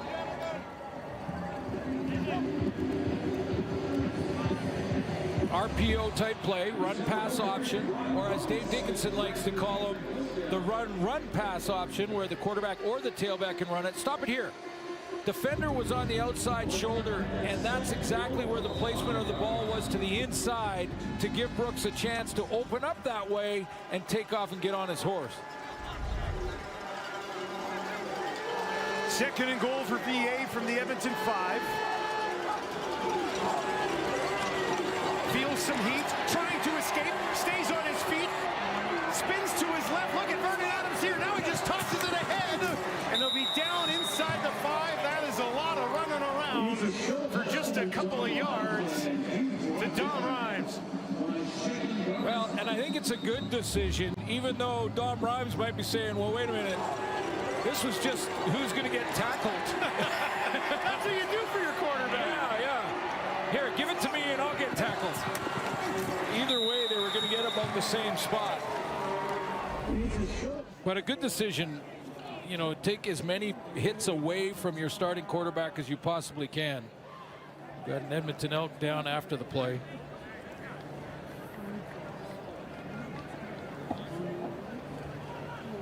It's Jordan Williams, starting defensive tackle tonight. He's down.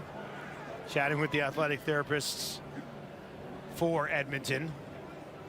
Vernon Adams and the Calgary offense on a 3rd and goal from the Edmonton 3 still out there. We have seen Paredes have a 12-yard field goal earlier in this one.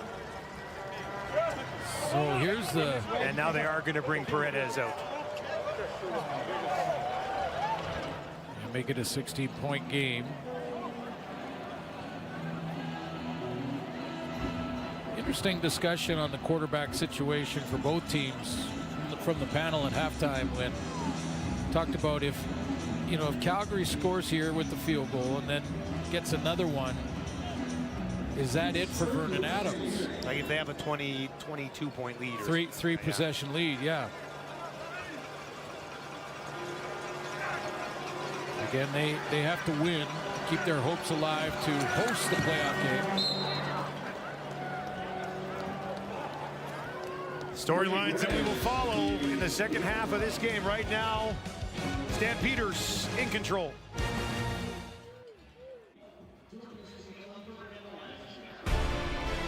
Well, as we get set to wrap up our Friday night football doubleheader, we've got another one coming your way tomorrow. Alouettes and Bombers will get us started.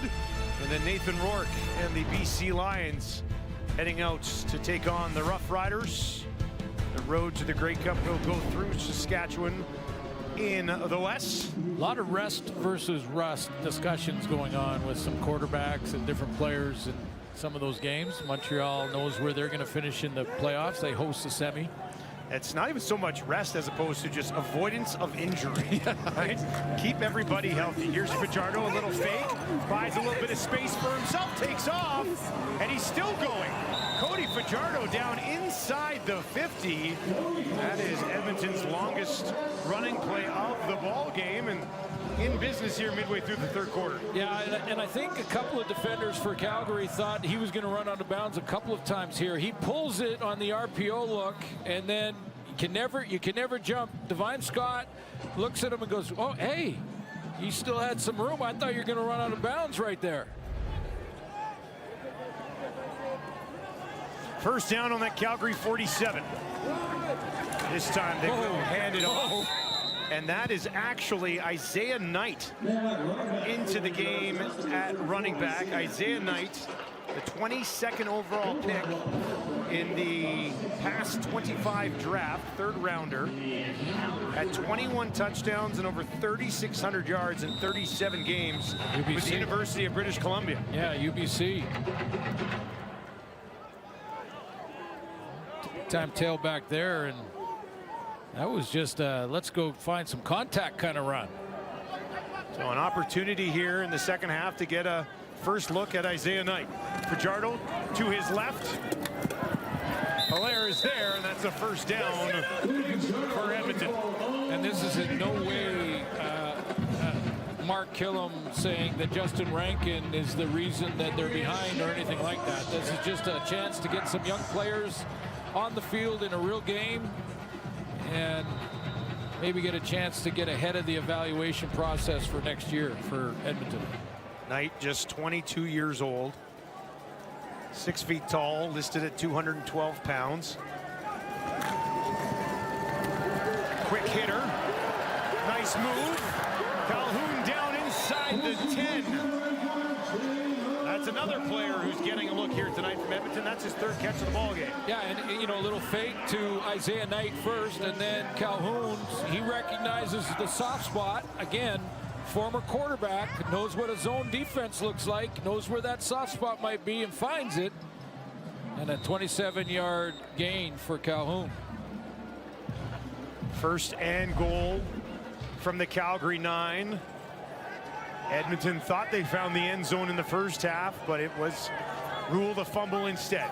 Fajardo keeps it, drops it in there, far side, and Calhoun onto the roster, into the lineup, and into the end zone. His first CFL touchdown, and the Elks had some life.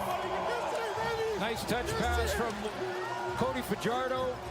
to drop it into Calhoun, and yeah, keep this one. Put it in your trophy case.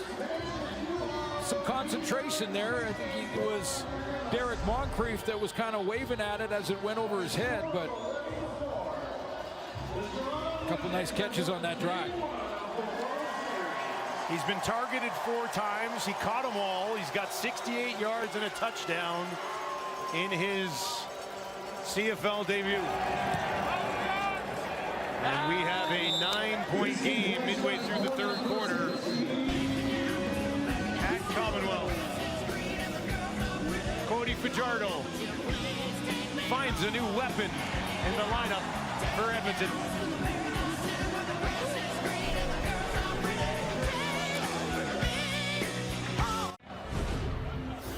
Well, this is why when your team is out of the playoffs, you play some young guys to see what you got. This is Derek Moncrief. You're going to see the recognition again on this out to Jalen Calhoun. He recognizes it. Stop it there. He sees the ball coming out, and he knows exactly where it's going. He's going to undercut this, and then a little bit of a stumble right here. He kind of trips on his heel, goes down. Good concentration from Jalen Calhoun. He's got his first pro touchdown in Canada.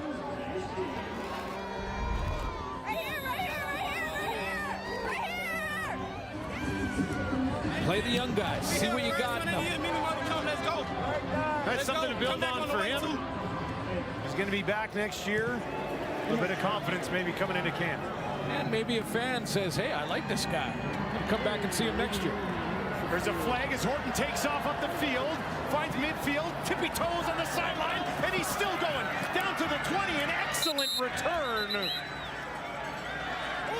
for the Stampeders, but is he coming back?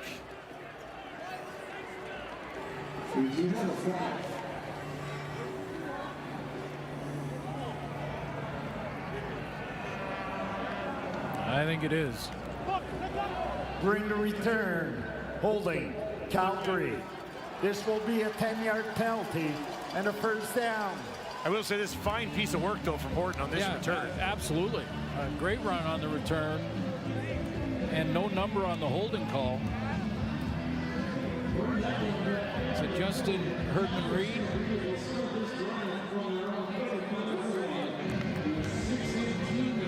It's an 80-yard return, wiped off the board. Well, we brought up his name because there was a lot of discussion on the Calgary sideline with him. Didn't get a number on the holding call.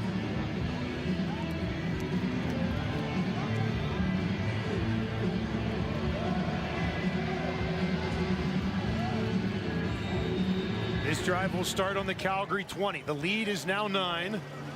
Vernon Adams 11 of 14, 205 yards through 2.5 quarters.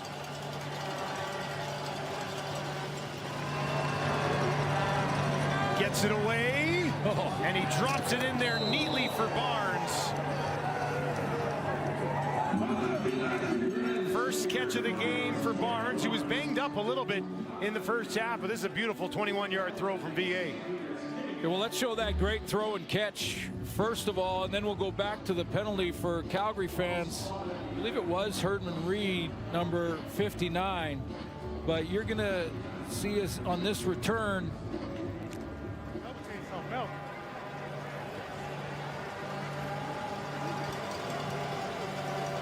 You see right here, there's a takedown. 80-yard return comes out. That goes nowhere on first down, as Mills gets just a yard on his 14th carry of the ball game.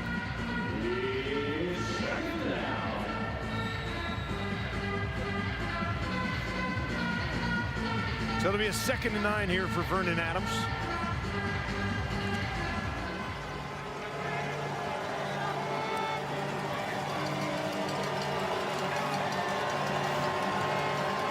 Edmonton, how many will they send? They'll send about 8. VA feeling the pressure's taken down. Ball pops out, but they're going to say it's blown down at the 35. And Edmonton Edmonton decided to bring a significant amount of pressure, and that time it paid off.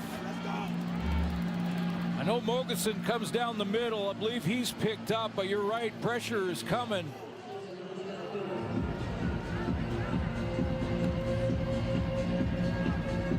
Clement's off the edge. I think he gets home playing for Joel DeBlanco, who's not going to return to this second half.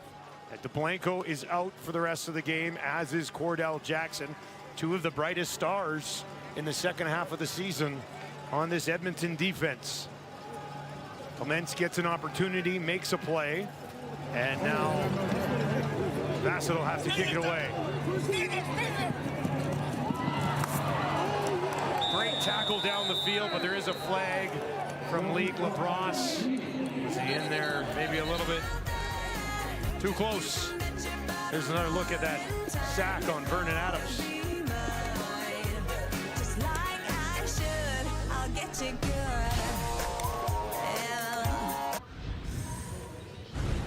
Well, after 3 years with the BC Lions, Adrian Green's first year with the Calgary Stampeders has been extremely impressive with 6 interceptions. For more on him, let's send it down to Tom Gazzola.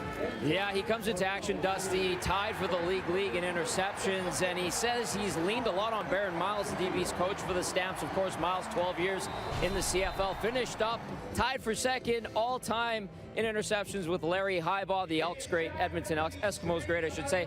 And Green said that he goes to Miles all the time, tries to pick his brain, and it led to him getting these 6 interceptions thus far. He only had 3 coming into this season. Guys, we asked him, have you ever picked off Cody Fajardo? He thought about it, smirked, said, not yet. Still has some time to get that first one against Fajardo. It's good to have that confidence, and why wouldn't he?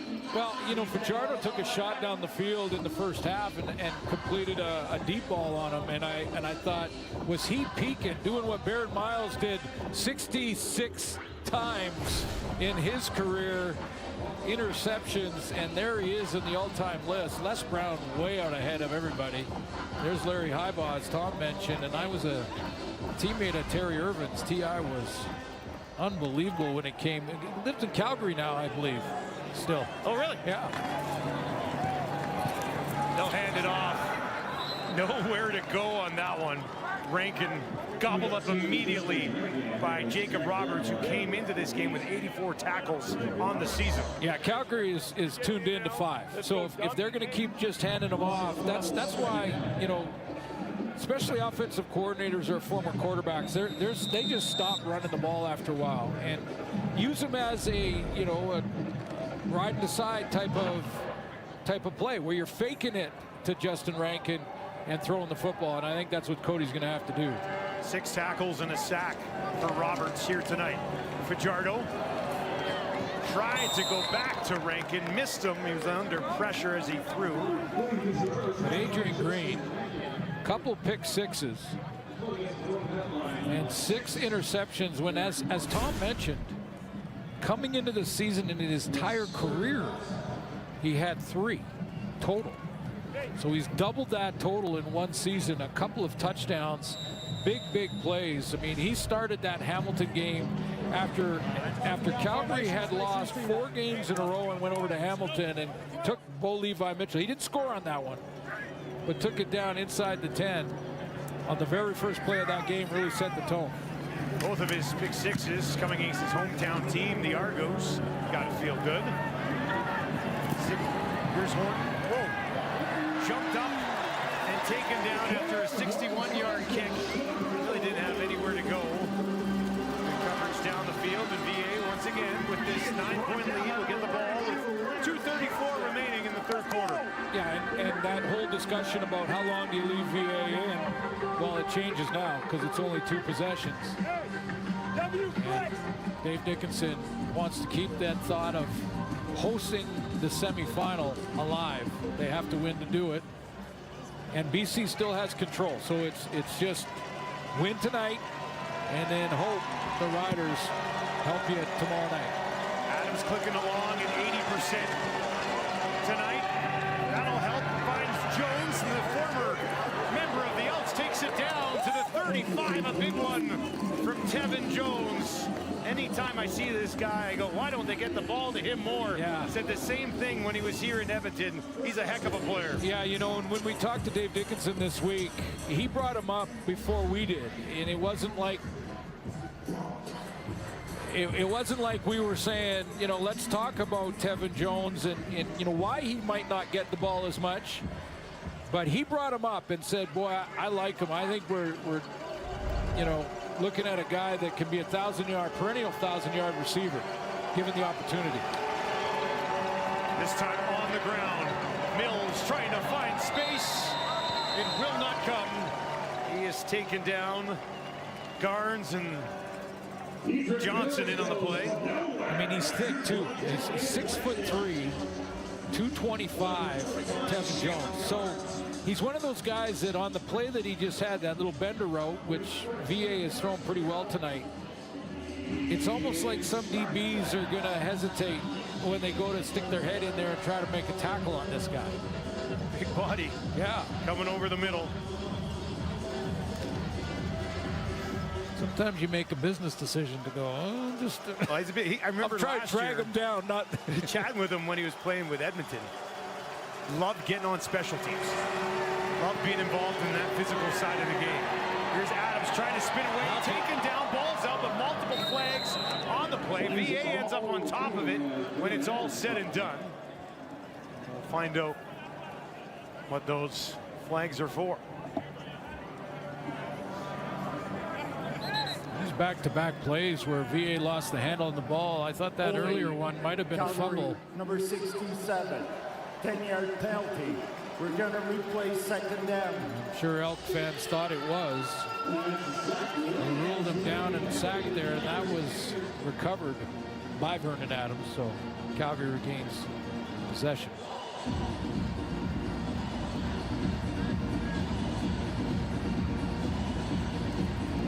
So this will be a second and long for Adams. Have to find 23.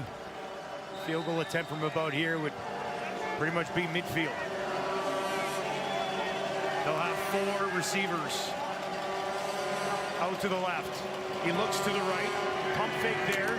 Now dumps it off to Mills. Read well, and he's got nowhere to go. They'll take him down, and that'll bring up third down. Noah Taylor all over it. Noah Taylor is doing his best to imitate Derek Moncrief here and read the play. I mean, he reads the play so quickly that he runs past that front offensive line's trying to get out in front of that, and he runs right past him.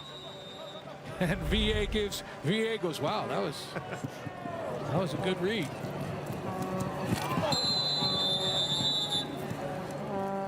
Three quarters in the books here in Edmonton. It is the Calgary Stampeders looking to remain in the hunt for a home game in the postseason.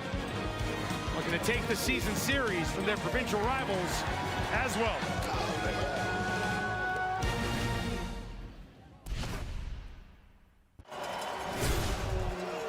Calgary Stampeders off to the postseason after this. They've got a 19-10 lead, and their quarterback playing pretty well right now. Yeah, if you look over the last 2 games, well, 2 games and 3 quarters up to this point, Vernon Adams is completing over 80% of his passes. He has not thrown an interception in that time, and it looks like his game is back. This is the team going to the playoffs, the Calgary Stampeders.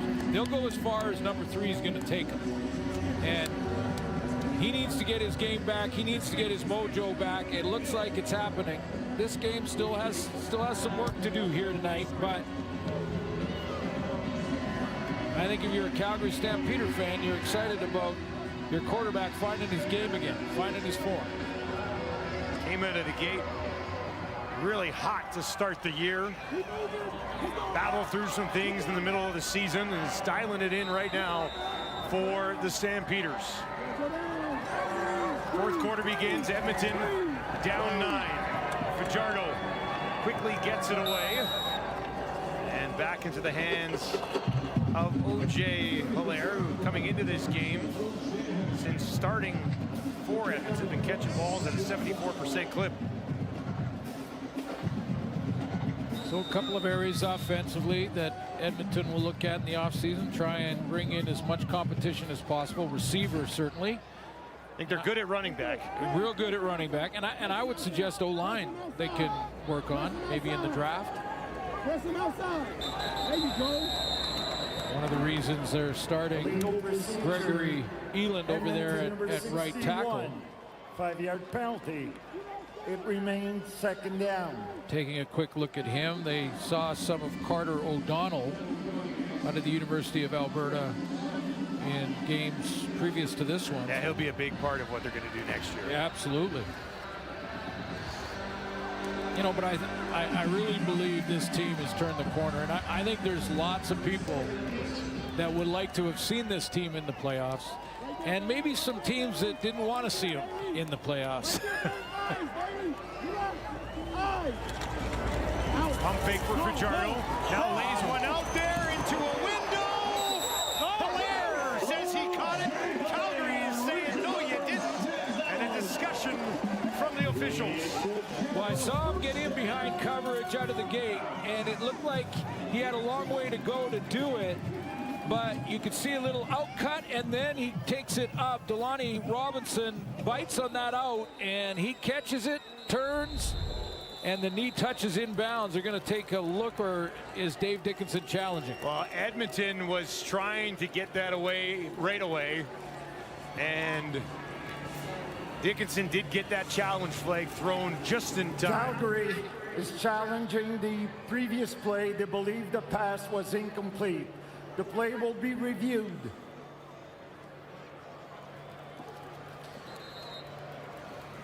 Let's give you a look at it as we step away. Replay center will take a few looks at it. Spectacular effort from Hilaire. Oh, might have got it. All right, here's another look at this one that they're reviewing right now. You see Hilaire, he has it. It comes down. Is his hand under it? Right there. That's what we'll have to determine. Let's get the ruling. Upon review by the replay center, the call on the field is overturned to an incomplete pass. It will be third down at the 13-yard line. Well, a big swing for sure, because now it'll be back third down and a punt from Jake Julian. This is a different look at it. Well, ruled a catch from the on-field officials. Dave Dickinson, by the way, is right there. So he has the best angle to see whether or not the tip of that football hits the turf as he's going down. I thought from the angles that we saw and the fact that it was ruled a catch, you can't tell if his fingertips are underneath it where it hit the turf or not. But the replay center thought otherwise. Horton midfield, caught it on the run, took a heavy pop on the return. That's Jacob Lamondon, who had some speed coming downhill on that one. Yeah, and didn't even break down to try a tackle, just ran through this one.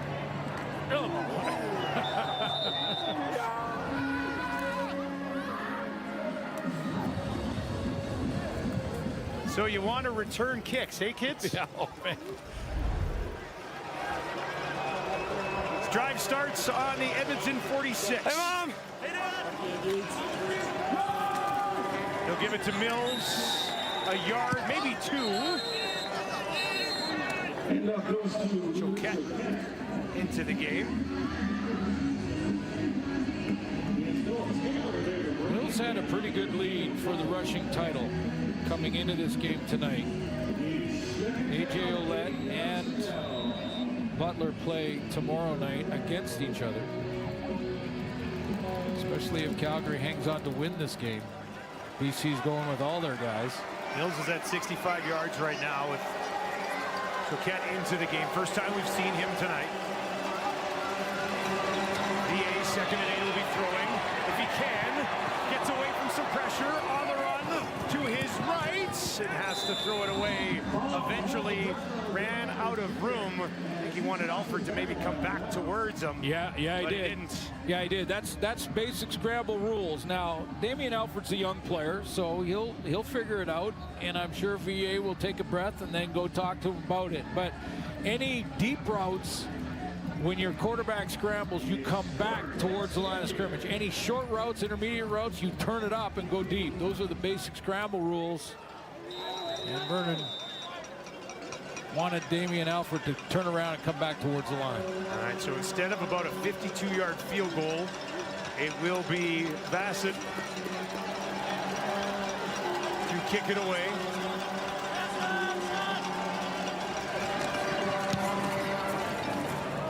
Hangs one up there. And that one will bounce into the end zone. Leak will take a knee. Here are your nominees for outstanding players from the Edmonton Elks. Justin Rankin, the MOP nominee. Joel DeBlanco, outstanding Canadian. And Cordell Jackson is a no-brainer. You know, when you look at his stat line and just the changes at linebacker and things and the juggling they had to do. Javon Leak on special teams. What do you think? I think it was a pretty easy decision. Yeah, I think so. There's DeBlanco, didn't finish the second half here. It was nicked in the first half, but since becoming a starter, 80 tackles. DeBlanco had 75 tackles in his 11 games as a starter. Yeah, a few before that, right? So giving him an opportunity. Boy, it's been a long night for Rankin. This time it's Tights who's all over him, and that'll be a tackle for a loss. Yeah, they're just, you know, Calgary has brought everyone towards the line of scrimmage. They've got them tight up there in the box and making sure that they just take away run lanes. And the next step offensively when teams do that to you is to try to go down the middle or down the field with the big throws off play action. And Cody Fajardo hasn't been able to do that yet tonight. So a second and long for Fajardo. Calgary just sends 4. Going to bring a little bit of pressure anyway. Cody trying to escape, dumps it off. It's bobbled. And that's the rookie running back running into the veteran linebacker in Moncrief. Isaiah Knight had a chance at it. He caught 57 passes at UBC as their starting tailback. So he does catch the ball well out of the backfield, but he took a peek down the field and then said hello to Mr. Derek Moncrief, who once again has been all over the field tonight. Definitely could have been. Nothing against Clarence Hicks and his big season, but definitely could have been a nominee for outstanding defensive player. Well, and I think Hutchins could have as well. So that shows the type of year that they've had defensively. 56-yard kick.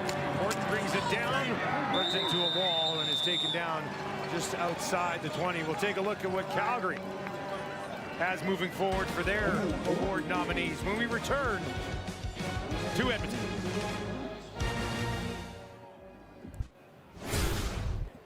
Welcome back to Edmonton, where we gave you a look at the Elks nominees just a few moments ago. Here's a look at who Calgary is sending forward in this. Yeah, Dedrick Mills, 2 running backs, the MOP candidates from their respective teams. Jalen Philpott resting in this one, but I think he'll be back for the playoff game, the semifinal.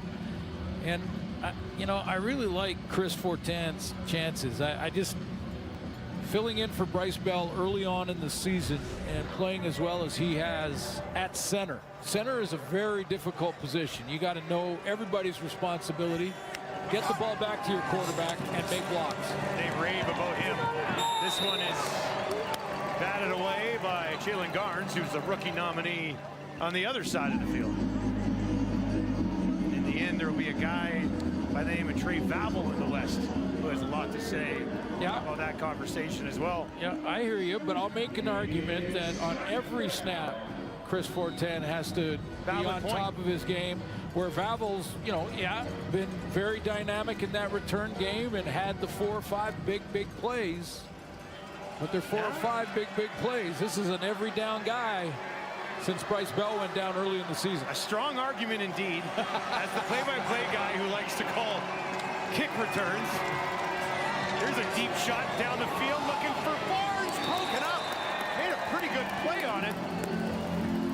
But in the end, 2 defenders there. There's Garnes again involved for Edmonton. Yeah, and a backup DB out of UBC.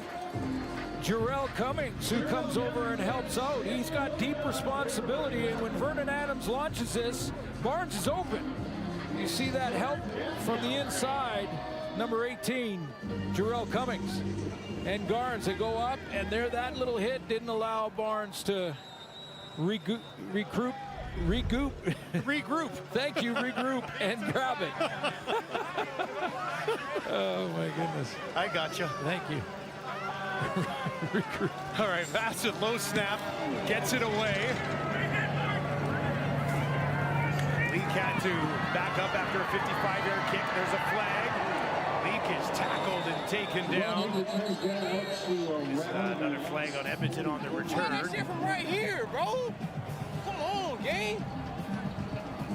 Let's take a look at the night for Jalen Calhoun in his double E debut. Illegal block.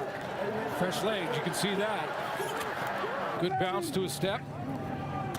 Good recognition against zone coverage. That both those catches you just saw were against zone coverage, so good recognition there and excellent concentration on his first touchdown in Canadian football. So a chance to show Mark Killam and this coaching staff that, hey, I could be a starter next year. What do you think? Good training camp, good preseason. Yeah, there could be some spots open. So after the penalty all the way back to the 25, Fajardo gets it away. And that is into the hands of Hilaire. And Hilaire has really become a go-to guy for Cody in the back half of this season. Yeah, you know, he has. And last year, guy that was on the practice roster with the Hamilton Tiger Cats and cut him loose, and they got a chance here to. First game was in that Labor Day time with the Elks and had a couple catches in that very first game. Hilaire's got a team leading 73 receiving yards tonight. Fajardo, nice catch. Guns one in there, and Hilaire comes back to it. That might be his best work of the night. Yeah, real nice catch, because this is a tough one. He's running around this. Again, it's a bender around the linebacker and then has to go back the opposite direction and snag it. And then keep it off the turf. Got strong hands on that play. And learn from the deep one that got called back. Keep that off the turf there. Isaiah Knight in the game at running back.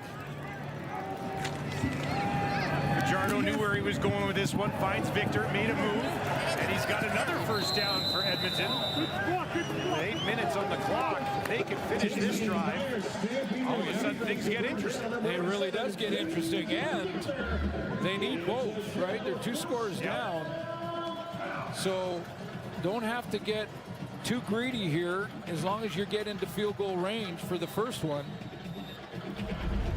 Clearly, every drive, the expectation is to try and score a major, but you need both. You got to be smart with the ball. Fajardo's up to 272 yards, 20 of 26, touchdown, and the 1 interception. But up until last game against Edmonton or BC, which again we talked about them kind of running out of gas in that one because they were in playoff mode for a month and a half. But he had gone 6 games without throwing an interception. There's over 180 pass attempts without a pick. Maybe the best quarterback in the league this year protecting the ball. Work from the 45. Fajardo down the field, up for grabs, incomplete. Trying to find Hilaire again. Tough guy to work against in Adrian Green. Adrian Green is in a one-on-one up here because it's a safety blitz, so he's gonna take the deep route and watch him try to high point it. Remember when Tom talked about him saying, I haven't got Cody yet? I think he had his eyes on this one being the one he gets him. And Hilaire played defense. Yeah, I was going to say defended well, essentially, by O.J. Hilaire. Now Fajardo, a flag as he takes off. Little pump fake. That looks like it'll be a hold should be coming back. This is what I mean about decisions. You know, this is game management and knowing that you need 2 scores. You're down by 10, so you need the field goal too. Holding. And you can't have that. Edmonton, number 61. It takes you out of field goal Taking a range. penalty. We're going to replay second down. 10th penalty of the game on Edmonton. So in that situation, again, game management, Cody Fajardo doesn't want to take a sack, or you don't want to take a penalty. Well, Martez Ivey started at left tackle tonight. Remember, he got hurt. And now they've been running Mark Evans in there, and he's been victimized a couple of times. 2nd and 20 for Fajardo. Can he get him back into field goal range, maybe? Not going to happen. He is wrapped up. Didn't even have to take him down. Clarence Hicks has his 12th sack of the season. Let's take a look at Clarence Hicks in his office coming off the edge. Little inside move and then a spin. That was Gregory Eland, the newcomer.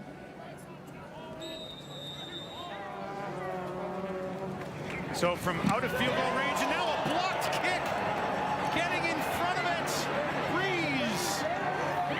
Still kicking around. Edmonton will pick it up. And that is where they will end up blowing it down. Back-to-back games for Brady Breeze. Backup defensive back out of Oregon. He came flying in there, didn't he? Got a second one, got a piece of one last week. More than a piece of this one for Breeze. Just like I should, I'll get you good.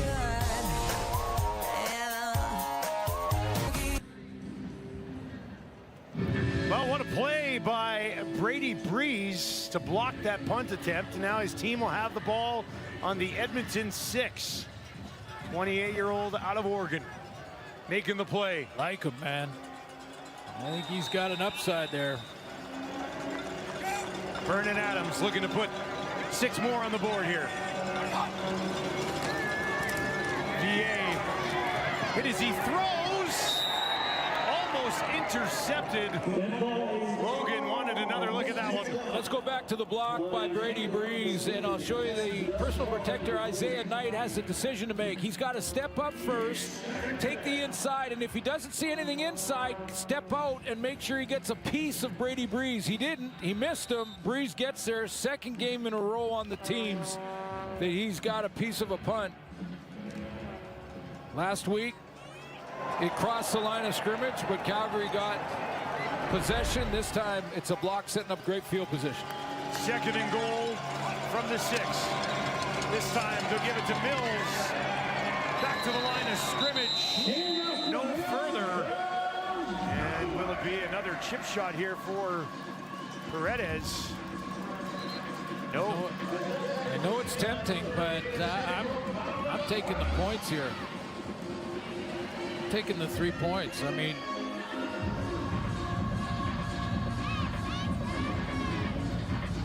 the first couple of drives for Calgary for Dedrick Mills, pretty good, and then since then Edmonton has kind of locked that door. All right, so 3rd and goal from the 6, and they are going to go for it. Mills to the right of VA. VA throws it. For tackle made, and a turnover on downs. Ford makes the play for Edmonton. 4.5 minutes on the clock. Could have been a 13-point lead, but instead remains 10. Yeah, I wondered about that. You know, I mean, I'm taking the points there, and it's not second-guessing the coach when you do it before he makes the decision. Still got it a 10-point game now.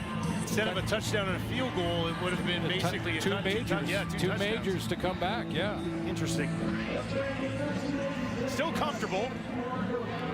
And if you turn it over, you're putting Edmonton inside their own 5. That's another angle, and your defense playing well.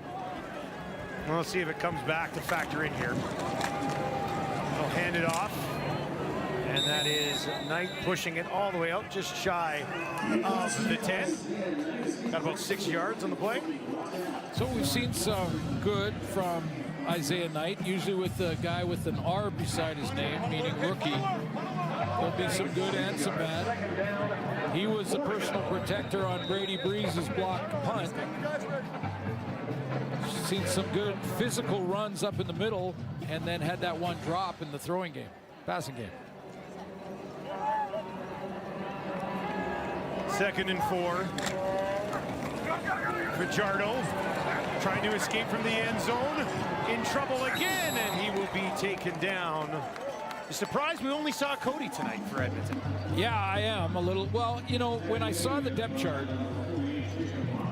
I guess we shouldn't be, because Trey Ford, who was number 2 all year, was dropped to number 3 behind Cole Snyder for this game.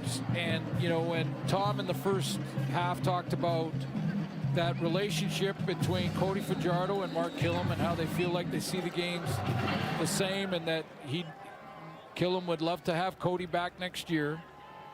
I think that goes without saying. He didn't get into that discussion with us on the week Zoom calls, but he, you know, clearly likes Cody. They see the game the same way and would like to have him back. And I don't know if Trey Ford is back in Edmonton next year. Towering kick, 62 yards. Horton makes a couple of guys miss. And finally, they will track him down. Luke Burton-Cron, the long snapper, making the tackle there. And we're inside 3 minutes.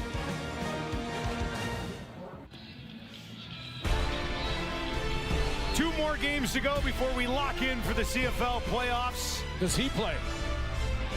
No. I'm just saying. No. He's gonna. Yeah, Lions still have Rourke going. They want to wrap up that home playoff date on the West Coast. They'll wrap up the doubleheader, final game of the season, Riders and Lions. 2 great young guns in that promo, eh? I mean, those are great faces of the league there. Absolutely. 2.5 to play here. Calgary leading 20-10.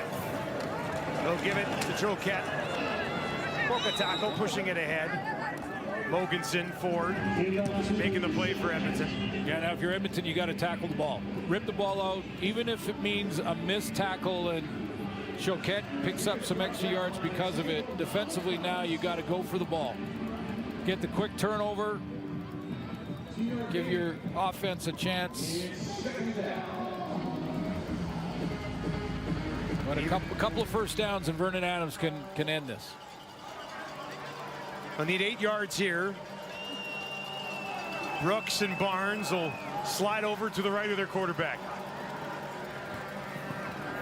VA gets it away. It's Jones trying to reach ahead. Pretty good effort. See what that means? You're looking for small victories for Edmonton. Even with a loss here tonight, they will finish above 500 at home for the first time since 2019. So yeah, something to cheer about at Commonwealth. Yeah, some great talent out here.